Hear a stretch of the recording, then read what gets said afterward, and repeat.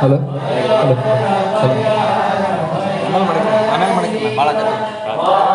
Hello hello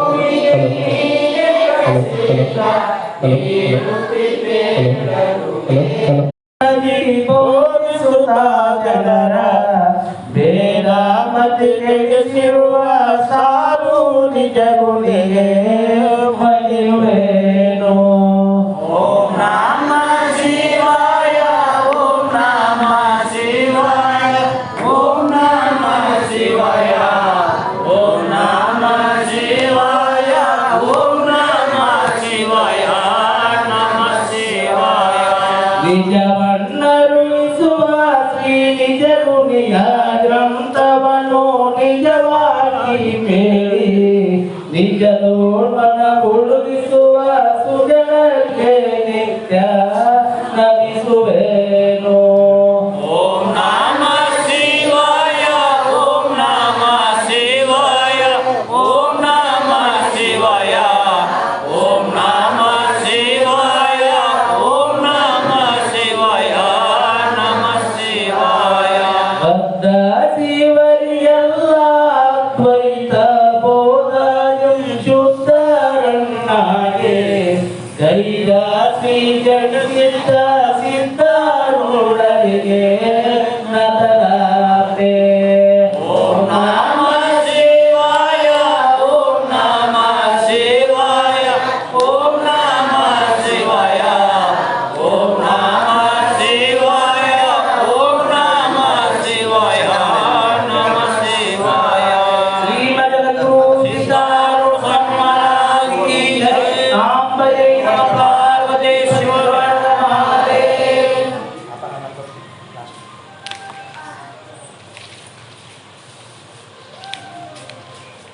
ಓಂ ಶ್ರೀ ಗುರುಭ್ಯೋ ನಮಃ. ಈ ಒಂದು ಶ್ರೀ ಕೆಂಬಾಪುರದ ಶ್ರೀ ಸಿದ್ಧಾರೂಢ ಮಠದ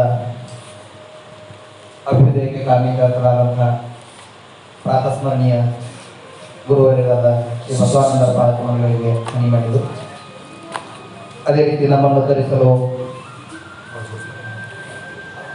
ಗುರುವಾಗಿ ನಮಗೆ ದೊರಕಿರುವಂತಹ ಅಮೂಲ್ಯ ರತ್ನ ಮಾಣಿಕ್ಯ ಶ್ರೀ ಅಭಿನವ ನಿಜಗುಣ ಮಹಾಸ್ವಾಮೀಜಿಗಳ ಪಾದಕ್ಕೆ ಮನಿ ಮಾಡಿದ್ದು, ಆತ್ಮೀಯ ಸಹೋದರ ಸಹೋದರರೇ ಮತ್ತು ಶರಣ ತಂದೆ ತಾಯಿದರೆ, ಇವತ್ತು ಶ್ರೀಮಠದ ಪಾಲಿಗೆ ಪೂಜ್ಯರು ಪದಾರ್ಪಣೆ ಮಾಡಿದಂತೆಲ್ಲ ನಮಗೆ ಸುದ್ದಿನವೇ. ಹಾಗಾಗಿ ನಮ್ಮ ಕುಡ್ಸಿ ಬಂಧುಗಳೊಂದು ವಿವಾಹ, ಕುಡ್ಸಿ ಮತ್ತು ಶೆಟ್ಟಿ ಬಂಧುಗಳೊಂದು ವಿವಾಹ ಸಮಾರಂಭಕ್ಕೆ ಆಗಮಿಸಿ ಇವತ್ತಿನ ದಿನ ಶ್ರೀಮಠದಲ್ಲಿ ಉಪಸ್ಥಿತರಿರುವಂತಹ ಪೂಜ್ಯರನ್ನ ತಮ್ಮೆಲ್ಲರ ಪರವಾಗಿ ಭಕ್ತಿಪೂರ್ವಕವಾಗಿ ಬರಮಾಡಿಕೊಳ್ತಾ ಸ್ವಾಗತವನ್ನು ಕೋರ್ತಾ, ಯಥಾ ಪ್ರಕಾರ ನಾವು ಪ್ರತಿದಿನ ಏನು ಪ್ರವಚನ ಕಾರ್ಯಕ್ರಮ ನಡೀತಿದ್ವಿ ಆ ರೀತಿ ಕಾರ್ಯಕ್ರಮವನ್ನು ಆರಂಭಿಸೋಣ. ತದನಂತರ ನಮ್ಮ ಶ್ರೀ ಪ್ರಭು ಶರಣರು ಮತ್ತು ಪೂಜ್ಯರು ಆಶೀರ್ವಚನವನ್ನು ನೀಡ್ತಾರೆ. ಈಗ ಮೊದಲಿಗೆ ಶ್ರೀ ಶಂಕರನಾಥ ದರಿಗೌಡರವರು ಒಂದು 5 ನಿಮಿಷಗಳ ಕಾಲ ತಮ್ಮ ಅನುಭವವನ್ನು ನಮ್ಮಲ್ಲಿ ಹಂಚಿಕೊಂಡು.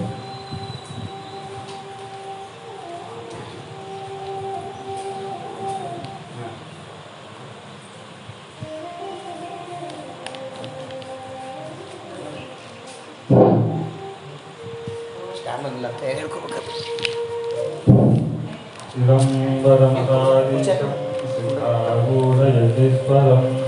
शिष्यप्रशिष्यरूपेण भूतकं गुरुमाश्रे यसङ्गीकमलद्वन्द्वं तापत्रे निवारणं शान्तैकपदं देवं सिद्धारूढमहं भजे. अद्वैत सार्वभौम श्रीमद्गुरु ಸಿದ್ಧಾರೂಢ ಮಹಾಸ್ವಾಮಿಗಳ ಪಾದಕಮಲಕ್ಕೆ ನಮಸ್ಕರಿಸಿ, ಮೌನ ಯೋಗಿ ಗುರುನಾಥಾಚಾರ್ಯರು ಆರುಢ ಜ್ಯೋತಿ ಸುಪುತ್ರ ಮಹಾಸ್ವಾಮಿಗಳ ಪಾದಕಮಲಕ್ಕೆ ಮತ್ತು ಸ್ತೋತ್ರಿಯ ಬ್ರಹ್ಮನೇಶ ಸದ್ಗುರು ಬಸವಾನಂದ ಸದ್ಗುರು ವಿಶ್ವಾನಂದ ಮಹಾಸ್ವಾಮಿಗಳ ಪಾದಕಮಲಕ್ಕೂ ನತಮಸ್ತಕನಾಗಿ ಹಾಗೂ ಸ್ತೋತ್ರಿಯ ಬ್ರಹ್ಮನೇಶ ಸದ್ಗುರು ಹಾಗೂ ನಮ್ಮೆಲ್ಲರ ಮಾರ್ಗದರ್ಶಕರು ಹಾಗೂ ಕರುಣಾಹೃದಯವಾದ ಸ್ತೋತ್ರಿಯ ಬ್ರಹ್ಮನಿಷ್ಠ ಅಭಿನವ ನಿಜಗುಣ ಅಪ್ಪಾಂಗದ ಪಾದಾಂಗರವರಿಗೆ ಅನೇಕ ಕೋಟಿ ಪ್ರಣಾಮಗಳನ್ನು ಸಲ್ಲಿಸುತ್ತಾ ಹಾಗೂ ಶ್ರೀಮಾನ್ ನಿಜಗುಣ ಪಾದಕಮಲಕ್ಕೂ ಬಳಿ ಮತ್ತು ಆತ್ಮೀಯ ಕೈವಲ್ಯ ಪದ್ಧತಿಯ ಗ್ರಂಥದ ನೀತಿ ಕ್ರಿಯಾಚಾರ್ಯ ಸ್ಥಳದ 14ನೇ ಪದ್ಯ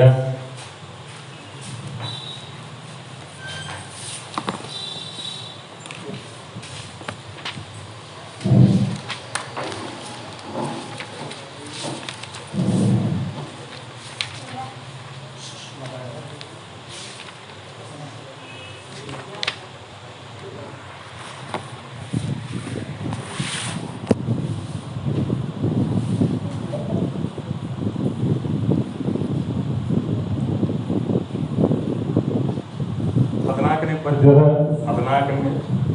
ಪದ್ಯದ ಮೂರನೇ ನುಡಿಯಲ್ಲಿ ತರುವುದು ಮಾಡುವುದಾವುದು ವ್ಯವಹಾರನ ಅಕಲಿಕೆ ಯಾವುದು ಸುಚರಿತ್ರ ಈ ಮನುಷ್ಯ ಕುಲದ ಜನನ ಲಾಭ ಯಾವುದು ನಾನಾದಂದು ಬಿಡುವುದು ವೀರವಾವುದು ಕಂದು ವಿಜಯ.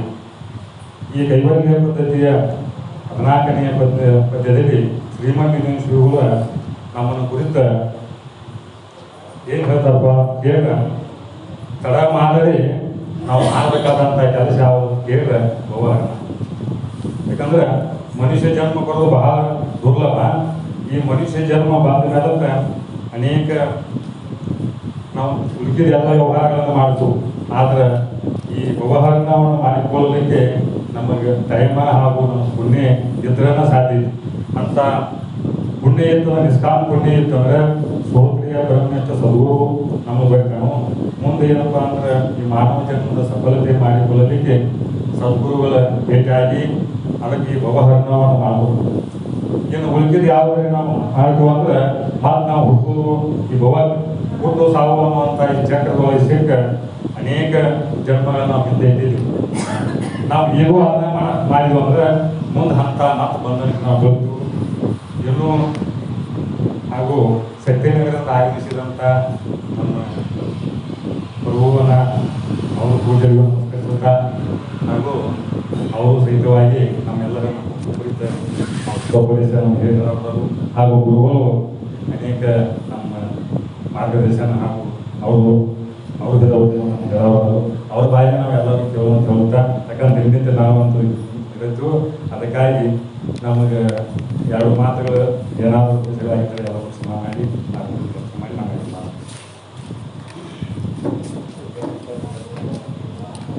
ಇಲ್ಲಿಯವರೆಗೆ ಪ್ರತಿದಿನದಂತೆ ಶ್ರೀಮಠದಲ್ಲಿ ಏನೋ ಶಾಸ್ತ್ರವನ್ನು ನಡೆಸಿಕೊಡ್ತಾರೆ ಶ್ರೀ ಶಂಕರನಾಥ ರೇವಣ್ಣವರು.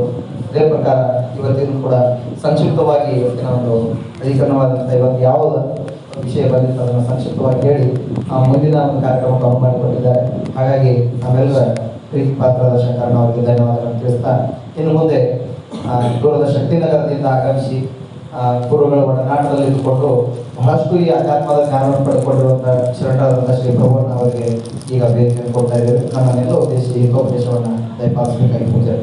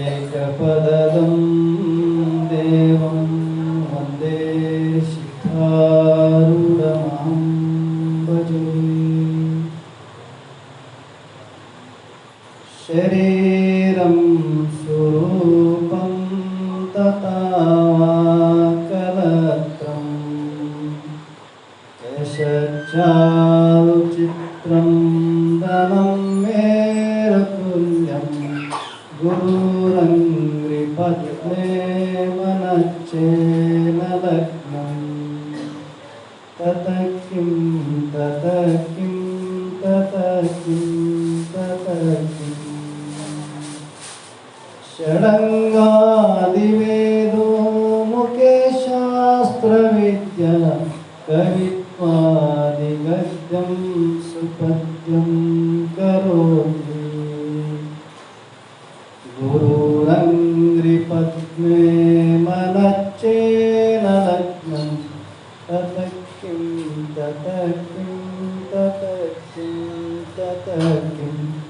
ತತಕಿಂ ತತಕಿಂ ತತಕಿಂ ತತಕಿಂ. ಜಗದಾದಿ ಜಗದ್ಗುರು ಆಧ್ಯಾತ್ಮ ಚಕ್ರವರ್ತಿ ಸಾರ್ವಭೌಮಗಳಾದಂಥ ಸದ್ಗುರು ಶ್ರೀ ಸಿದ್ಧಾರೂಢ ಮಹಾಸ್ವಾಮಿಗಳ ಶ್ರೀ ಚರಣ ಕಮಲಗಳಲ್ಲಿ ಸಾಷ್ಟಾಂಗ ಪೂರ್ವಕವಾಗಿ ನಮನಗಳನ್ನು ಗೈಯುತ್ತಾ ಪರಮ ಪೂಜ್ಯರು ಶ್ರೋತ್ರಿಯ ಬ್ರಹ್ಮನಿಷ್ಠರು ಬ್ರಹ್ಮಲೀನರಾದ ಸದ್ಗುರು ಶ್ರೀ ಆರೂಢ ಜ್ಯೋತಿ ಶಿವಕೃತ ಮಹಾಸ್ವಾಮಿಗಳ ಶ್ರೀ ಚರಣ ಕಮಲಗಳಲ್ಲಿ ಸಾಷ್ಟಾಂಗ ಪೂರ್ವಕವಾಗಿ ನಮನಗಳನ್ನು ಗೈಯುತ್ತಾ ಪರಮ ಪೂಜ್ಯರು ಶ್ರೋತ್ರಿಯ ಬ್ರಹ್ಮನಿಷ್ಠರು ಬ್ರಹ್ಮಲೀನರಾದ ಸದ್ಗುರು ಶ್ರೀ ಬಸವಾನಂದಾಜಿಯವರ ಶ್ರೀಚರಣ ಕಮಲಗಳನ್ನು ಹಿಂಮಂದಿರದಲ್ಲಿ ಸ್ಥಾಪಿಸಿ ಪರಮ ಪೂಜ್ಯ ಶ್ರೋತ್ರಿಯ ಬ್ರಹ್ಮನಿಷ್ಠರು ಸದ್ಗುರುಗಳಾದ ಸದ್ಗುರು ಶ್ರೀ ಅಭಿನವ ನಿಜಗುಣ ಅಪ್ಪಂಗಳ ಶ್ರೀಚರಣ ಕಮಲಗಳಲ್ಲಿ ಸಾಷ್ಟಾಂಗ ಪೂರ್ವಕವಾಗಿ ನಮನಗಳನ್ನು ಗೈಯುತ್ತಾ ಯಾವ ಸುಕ್ಷೇತ್ರವಾಗಿರುವಂತಹ ಶ್ರೀ ಕೇಮಲಾಪುರದ ಶ್ರೀ ಸಿದ್ಧಾರೂಢ ಮಠದ ಹಿರಿಯರಾಗಿರುವ ಮತ್ತು ಈ ಮಠದ ಸದ್ಭಕ್ತಿ ಮಂಡಳಿ ಮೊದಲು ಮಾಡಿಕೊಂಡು ಸರ್ವ ಶರಣರು ಮತ್ತು ಶರಣೆಯರಿಗೆ ಅನೇಕ ಶರಣಾರ್ಥಿಗಳನ್ನು ತಿಳಿಸುತ್ತಾ ಇಂದಿನ ಒಂದು ವಿಶೇಷವಾಗಿರುವಂಥ ಗುರುಗಳ ಈ ಒಂದು ಕಾರ್ಯಕ್ರಮದ ನಿಮಿತ್ತವಾಗಿ ಇಲ್ಲಿ ಆಗಮನ ಮಾಡಿ ಇಂದಿನ ಸಾಯಂಕಾಲದ ಈ ಮಠದ ನಿರಂತರವಾಗಿ ನಡೆದು ಬಂದಿರತಕ್ಕಂಥ ಕೈವಲ್ಯ ಪದ್ಧತಿ ಎನ್ನುವ ಗ್ರಂಥದ ಶಾಸ್ತ್ರವನ್ನು ಶ್ರೀಮನ್ ನಿಜಗುಣ ವಿರಚಿತವಾದಂಥ ನೀತಿ ಕ್ರಿಯಾಚರ್ಯ ಸರದ ಪದ್ಯವನ್ನು ಇಲ್ಲಿಯ ಪರ್ಯಂತರ ಇಂದಿನ ಆಧಾರದ ವಿಷಯವಾಗಿಟ್ಟುಕೊಂಡು ನಮ್ಮ ಶರಣರಾಗಿರುವಂಥ ಪೂಜ್ಯ ಶ್ರೀ ಶಂಕರಣ್ಣನವರಿಗೆ ವಂದಿಸಿ ಪದ್ಯವನ್ನು ಇಲ್ಲಿವರೆಗೆ ಹೇಳ್ತಾ ಬಂದು ಶ್ರೀಮನ್ ನಿಜಗುಣರು ಕೈವಲ್ಯ ಪದ್ಧತಿ ಎನ್ನುವ ಗ್ರಂಥದ 5 ಸ್ಥಳಗಳನ್ನು ರಚಿಸಿ ಶಿವಕಾರುಣ್ಯ ಜೀವ ಸಂಬೋಧನ ನೀತಿ ಕ್ರಿಯಾಚರ್ಯ ಅಂತ 3 ಭಾಗ ಮಾಡ್ಯಾರ. ನೀತಿಗೆ 10 ಪದ್ಯಗಳನ್ನು ರಚನೆ ಮಾಡಿ 14 ಪದ್ಯಗಳನ್ನು ಕ್ರಿಯಾಪರವಾಗಿ ರಚನೆ ಮಾಡ್ಯಾರ ನಿಜಗುಣ. ನೀತಿ ಅಂದರೆ ತಿಳಿಯೋದು, ಜಗತ್ತಿನಲ್ಲಿ ಯೋಗ್ಯ ಯಾವುದು, ಅಯೋಗ್ಯ ಯಾವುದು, ಹಿತ ಯಾವುದು, ಅಹಿತ ಯಾವುದು, ಸುಖ ಯಾವುದು, ದುಃಖ ಯಾವುದು, ಧರ್ಮ ಯಾವುದು, ಅಧರ್ಮ ಯಾವುದು ಅಂತ ತಿಳಿಸಿಕೊಡುವುದೇ ನೀತಿ. ಚಾಣಕ್ಯ ನೀತಿ, ವಿದುರ ನೀತಿ ಅಂತ ಎಲ್ಲ ಸಂಗ್ರಹ ಮಾಡಿ ನಿಜಗುಣರು ಒಂದು ನೀತಿಯ 10 ಪದ್ಯಗಳನ್ನು ರಚನೆ ಮಾಡಿ ಆ ಬಳಿಕ ಆ ಪದ್ಯಗಳನ್ನು ಕೇವಲ ಕೇಳದೆ ನೀತಿ ಪದಗಳನ್ನು ನಾವು ಕೇವಲ ಕೇಳಿದರೆ ಅಷ್ಟೇ ನಮಗೆ ಅದು ಪ್ರಯೋಜನ ಆಗಲಿಲ್ಲ. ಅದು ಕೇಳಿದ್ದನ್ನು ನಾವು ಯಾವಾಗ ಆಚರಣೆಯಲ್ಲಿ ತರ್ತೀವೋ, ಆ ಕೃತಿಯಲ್ಲಿ ತರ್ತೀವೋ ಅದು ನಮಗೆ ಅತ್ಯಂತ ಹಿತವನ್ನು ಉಂಟು ಮಾಡುವುದಾಗಿದೆ ಅನ್ನುವಂಥದ್ದೇ ನಿಜವಾಗ್ಲೂ ಈ ಪದ್ಯದ ಮುಖ್ಯ ಅಭಿಪ್ರಾಯ. ಅದಕ್ಕೆ ಸ್ಪಷ್ಟವಾಗಿ ಹೇಳಿದರು, ಸಂಗತವಾಗಿ ಜೋಡಿಸಿ ಕೇಳಿದ ಉತ್ತರದ ಇಂಗೀತ ಅರಿತು ನಡೆವನೇ ಬಲ್ಲವನು ಅಂತ ಈ ಒಂದು ಪದ್ಯ. ಇದರಲ್ಲಿ 3ನೇ ನುಡಿ 3ನೇ ಚರಣ ಇದೆ. ಇಂದಿನ ಆಧಾರ ವಿಷಯ ಈ ಸೂತ್ರ ಪಲ್ಲವಿಯಲ್ಲಿ ಹೇಳ್ಯಾರ, ಉತ್ತರದ ಇಂಗೀತವನ್ನು ಅರಿತು. ಇಂಗೀತ ಅಂದ್ರೇನು? ಒಂದು ಮರ್ಮ, ಅದರ ಗೂಢಾರ್ಥ. ನಾವು ಪ್ರತಿಯೊಂದು ಶಬ್ದಗಳನ್ನು ಕೇಳಿದರೂ ಕೂಡ ಅದರಲ್ಲಿ ಗೂಢಾರ್ಥ ಏನಿರಬಹುದು, ಅದರ ಇಂಗಿತ ತಿಳಿತೀವಿ ನೋಡಿ. ಯಾರೋ ನಮ್ಗೆ ಲೌಕಿಕವಾಗಿ ಮಾತಾಡಿದರೂ ಕೂಡ ಅವ್ರು ಆಡೋ ಮಾತಿನಲ್ಲಿ ನಾವು ಹೇಳ್ತೀವಿ, ನಿನ್ನ ಮನಸ್ಸಿನಾಗ ಇಂಥದ್ದು ಐತೆ, ಅದಕ್ಕೆ ನೀ ಹಿಂಗೆ ಹೇಳಕತ್ತಿದ್ದಿ ಅಂತ ಕೇಳ್ತೀವಿ ನಾವು. ಅಂದ್ರೆ ಅವ್ರ ಮೂಲ ಅವ್ರ ಒಳಗೆ ಇಂಗಿತ ಏನದ ಅದನ್ನು ನಾವು ತಿಳ್ಕೊಂಡು ಹೇಳ್ತೀವಿ. ಅದರಾಗ ನಿಜಗುಣರು ಇಲ್ಲಿ ಏನು ಹೇಳ್ತಾರ, ನಾನು ಪ್ರತಿಯೊಂದು ಚರಣದಲ್ಲಿ 4 ಮಾತುಗಳನ್ನು ಹೇಳಿ ಆ 4 ಮಾತುಗಳ ಇಂಗೀತವನ್ನು ಯಾರು ಅರಿತಾರೋ, ತಿಳಿತಾರೋ, ಆ ತಿಳಿದದ್ದನ್ನು ತಮ್ಮ ಆಚರಣೆಯಲ್ಲಿ ಯಾರು ತಗೊಂಡ್ಬರ್ತಾರ ಅವರು ಬಂದವನು. ಅಂದರೆ ಅವರು ತಿಳಿದವರು. ನಾವು ಕೇಳಿದ್ವಿ ಹೇಳಿದ್ವಿ, ಖರೆ ನಡೆ ಬರಲ್ಲಂದ್ರೆ ನಡೆ ಅಂದ್ರೇನು? ಅದರ ಆಚರಣೆ. ನೀತಿ ಬಹಳ ಹೇಳ್ತೀವಿ, ನಾವು ಅನೀತಿ ಮಾರ್ಗ ಹೇಳಿದ್ರೆ ಅದು ನೀತಿ ಅಂತಾರೇನು? ನೀತಿ ಅಂದರೆ ಹೇಳೋದು ಎಷ್ಟು ಮುಖ್ಯನೋ ಅದಕ್ಕಿಂತ ನಡೆಯೋದು ಬಹಳ ಮುಖ್ಯ. ಕೇಳೋಕ್ಕೆ ಬಹಳ ಸುಲಭ, ಅವ್ರು ಹಂಗೆ ಹೇಳ್ಯಾರ್ರಿ, ನೀತಿಯಾಗಿ ಹಿಂಗೆ ಹೇಳ್ಯಾರ, ಈ ಶಾಸ್ತ್ರ ಹಿಂಗೆ ಹೇಳ್ಯಾರ, ಭಾಳ ಸರಳ. ಆದರೆ ಅದನ್ನು ಆಚರಣೆಯಲ್ಲಿ ತಂದಾಗ ಅದರ ಮಹತ್ವ ಏನು? ಯಾವುದೇ ವಿಷಯ ಇರಲಿ, ಯಾರು ಯಾವುದನ್ನು ಅನುಭವ ಮಾಡಿ ಹೇಳ್ತಾರ ಅದು ಪರಿಣಾಮ ಆಗ್ತದೆ ಜಗತ್ತಿನ. ಮಹಾತ್ಮರ ಮಾತುಗಳು ನಮ್ಗೆ ಯಾಕೆ ಪರಿಣಾಮ ಆಗ್ತಾವ ಅಂತಂದರೆ ಅವ್ರು ಅದನ್ನು ಅನುಭವ ಮಾಡ್ಯಾರ. ಅನುಭವ ಮಾಡಿ ಅದರಂತೆ ಆಚರಣೆ ಉಳ್ಳವರಾಗಿರೋದ್ರಿಂದ ಅವ್ರು ಏನು ಹೇಳಿದ್ರು ಅದು ಪರಿಣಾಮ ಆಗ್ತದೆ. ನಾವು ಬಹಳ ಮಾತಾಡ್ತೀವಿ ಖರೆ, ಆದ್ರೆ ನಮ್ಗೆ ಒಂದು ಪರಿಣಾಮ ಆಗಂಗಿಲ್ಲ. ಹೆಂಗೆ ಒಣ ಗಾಡಿಗೆ ಹೋಗದ ಹಳ್ಳು ತಿರ್ಗಾ ಹೊಡೆದವನಿಗೆ ತಿರ್ಗಾ ಬರ್ತದೋ ಅದ್ರಂಗೆ ಅವ್ರ ಶಬ್ದಗಳು ನಮ್ಮ ಕಿವಿತನ ಬರ್ತಾವ, ಮತ್ತು ಈ ಕಿವಿಯಿಂದ ಹೊರಗೆ ಹೋಗ್ಬಿಡ್ತಾವೆ. ಅವು ಒಳಗೆ ನಿದ್ರದೇ ಇರೋ. ಯಾಕಂದರೆ ಅದ್ರ ಸರಿಯಾದ ನಾವು ಸಂಸ್ಕಾರ ಇಲ್ಲದೆ ಅಥವಾ ಸರಿಯಾದ ರೀತಿಯಿಂದ ಅದರ ಆಚರಣೆ ಇಲ್ಲದಂಥವರಿಂದ ನಾವು ಕೇಳಿದಾಗ ಅದು ನಮ್ಗೆ ಪರಿಣಾಮ ಆಗಂಗಿಲ್ಲ. ಅದಕ್ಕೆ ನಿಜಗೊಂಡ್ರಲ್ಲಿ ಹೇಳಿದರು, ಅದರ ಇಂಗೀತವನ್ನು ಅರಿತು ನಡೆಯವನೇ, ಅದರಂತೆ ಆಚರಣೆ ತಂದುಕೊಳ್ಳುವವನೇ ಬಲ್ಲವನು ಅಂತ ಈ ಕ್ರಿಯೆ ಪದದಲ್ಲಿ ಹೇಳಿಕೆಂತ ಬಂದರ. ಇದರಲ್ಲಿ ನೀತಿ, ಕ್ರಿಯಾ, ಚರ್ಯ. ನೀತಿ ಕೇಳಿದೀವಿ, ಅದರಂಗ ನಡೆ ತಂದುಕೊಂಡಿವಿ, ಅದರಂಗ ತಂದ ಬಳಿಕ ಅದರಂಗ ಇರೋದು. ಇವತ್ತೊಂದು ನಾಳೆ ಒಂದು ಅನ್ನೋದಲ್ಲ, ಯಾವುದನ್ನು ನಾವು ತಿಳಿದೀವಿ, ಯಾವುದು ನಮ್ಮ ಸ್ಥಿತಿಯಲ್ಲಿ ತಂದುಕೊಂಡಿವಿ ಅದಂತೆ ಇರೋದು. ಇದು 3 ಭಾಗವನ್ನು ನಿಜಗೊಂಡು ಮಾಡಿದರು. ಇಲ್ಲಿಗೆ 3 ಸ್ಥಳಗಳನ್ನು ಹೇಳಿದರು. ಇದರ ಉದ್ದೇಶ ಏನು? ಈ 3 ಸ್ಥಳಗಳ ಅಭಿಪ್ರಾಯ ಏನು ಅಂತಂದರೆ, ಮನುಷ್ಯನ ಇಲ್ಲಿ 3 ದೋಷಗಳಿದಾವೆ.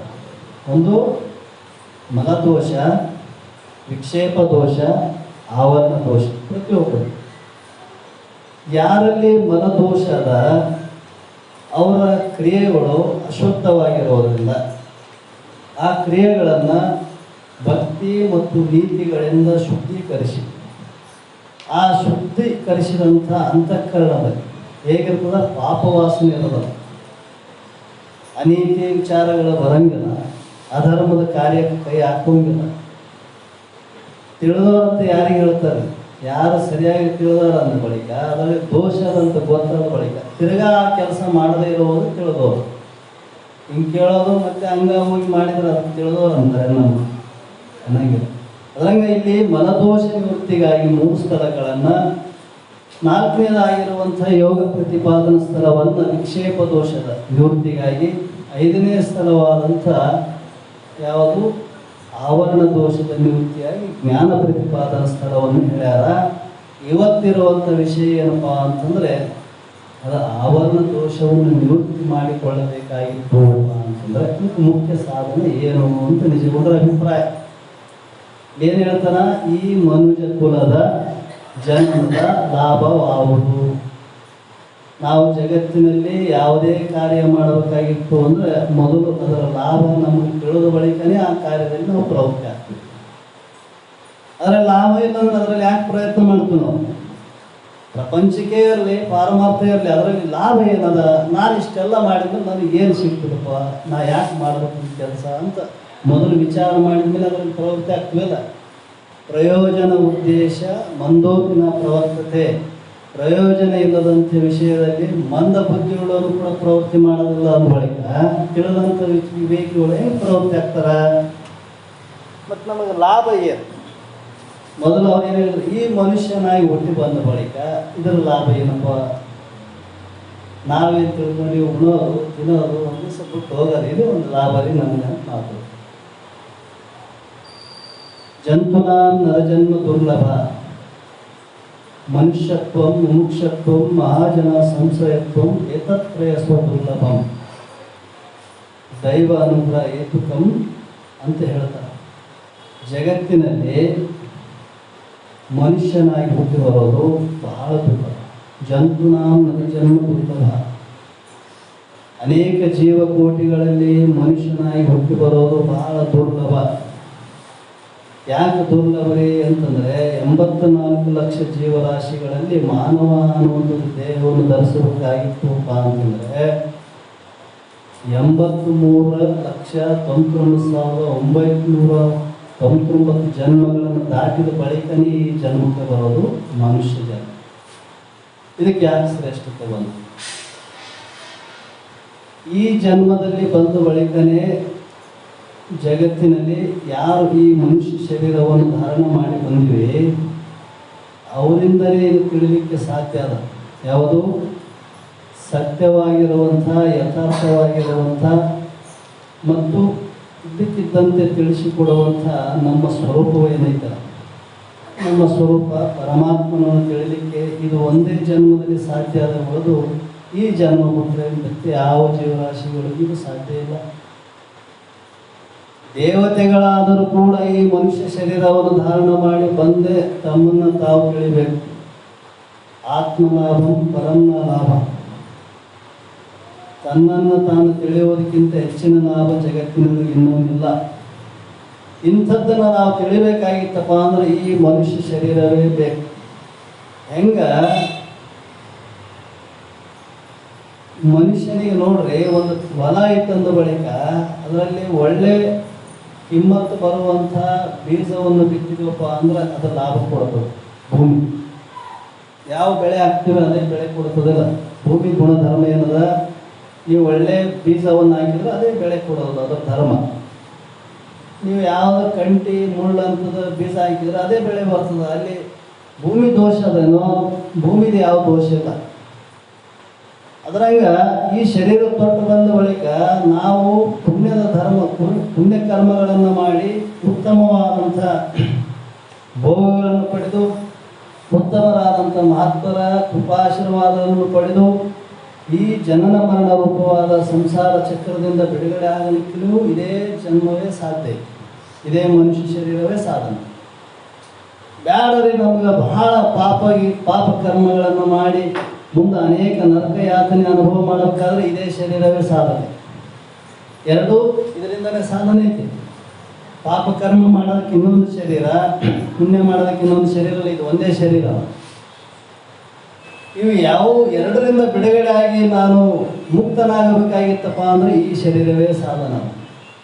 ಅಂದರೆ ಇಂಥ ಉತ್ತಮವಾಗಿರುವಂಥ ಅನೇಕ ಜನ್ಮಗಳಲ್ಲಿ ದುರ್ಲಭವಾಗಿರುವಂಥ ಶ್ರೇಷ್ಠತರವಾದಂಥ ಈ ಮನುಷ್ಯ ಜನ್ಮವನ್ನು ನಾವು ಬಿಟ್ಟು ಬಂದೀವಲ್ಲ, ಇದರ ಲಾಭ ಏನಪ್ಪ ಅಂದ್ರೆ ನಿನ್ನನ್ನು ನೀ ತಿಳಿಯೋದೇ ದೊಡ್ಡ ಲಾಭ.